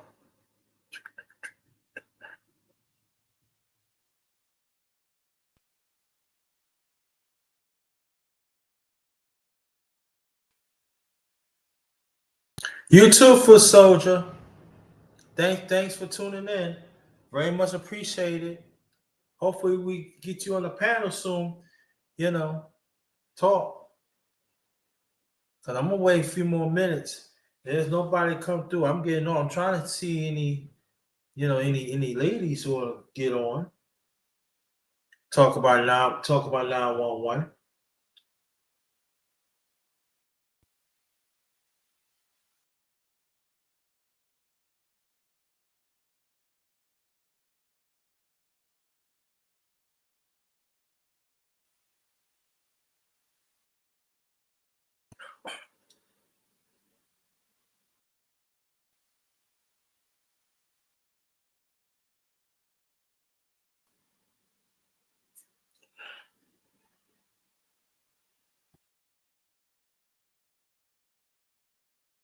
When you want to talk about sports now? Are you ready to get on? We can talk about sports a little bit if you want.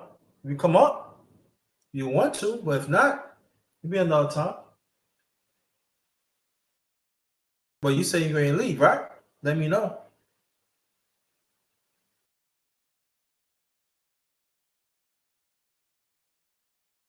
But I'm gonna get ready to talk about sports again too.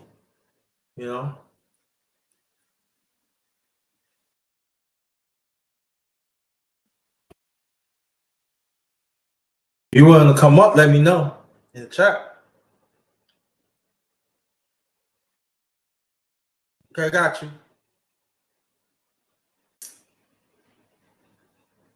Okay, no problem. Well, you know, let me close out. I look at the time, over 3 minutes, three hours. Let me get out of here. Oh, I didn't have this on. Okay, thanks for everybody had come up. Very much appreciated. The remembrance of 911, been 34 years later. No, it's cool. It's cool for soldiers. Don't worry about it. Don't worry about it. Always the next time. And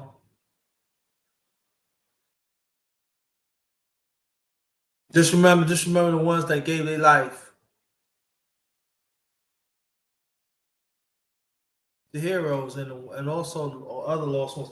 And not just New York, but the Pentagon and other places in this USA.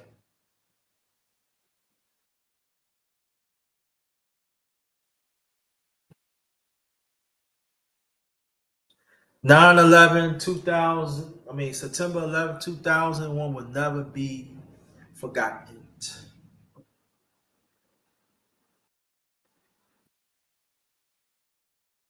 The ones that sacrificed their life, we thank you. We thank you. We thank you. On behalf of my channel, The Underrated Darkness, yours truly, the #1 grinder, one of the best kept secrets, one of the best kept secret on social media, the best of the business. This is the last of remembering 9/11, 2001 open panel, hashtag the truth, hashtag the #1 grinder. Thank you. Appreciate you. Thanks for giving that compliment. And let's understand that we don't have to think about 9/11 because, you know, when kid hit 9/11, hit September 11. Let's think about 9/11 every day. And let's understand that ain't what it used to be. Dealing with crazy, dealing with loot, we're doing with the crazies. These people don't care about my life and your life. Check on each other the best way you can. If you have any misunderstanding, clear that up. Or if there's some cannot be mended. It's fine.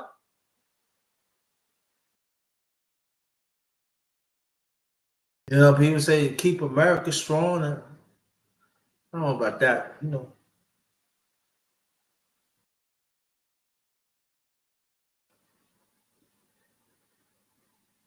Well, like I said, let's try to be good to each other. The ones who want keep on seeking out the truth, you know who we are.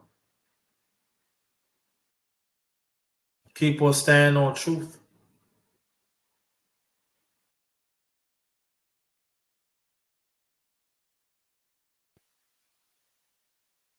Keep on standing on truth. Again, if I don't come back later on, right? Tomorrow I'll be back here. I don't know. I might do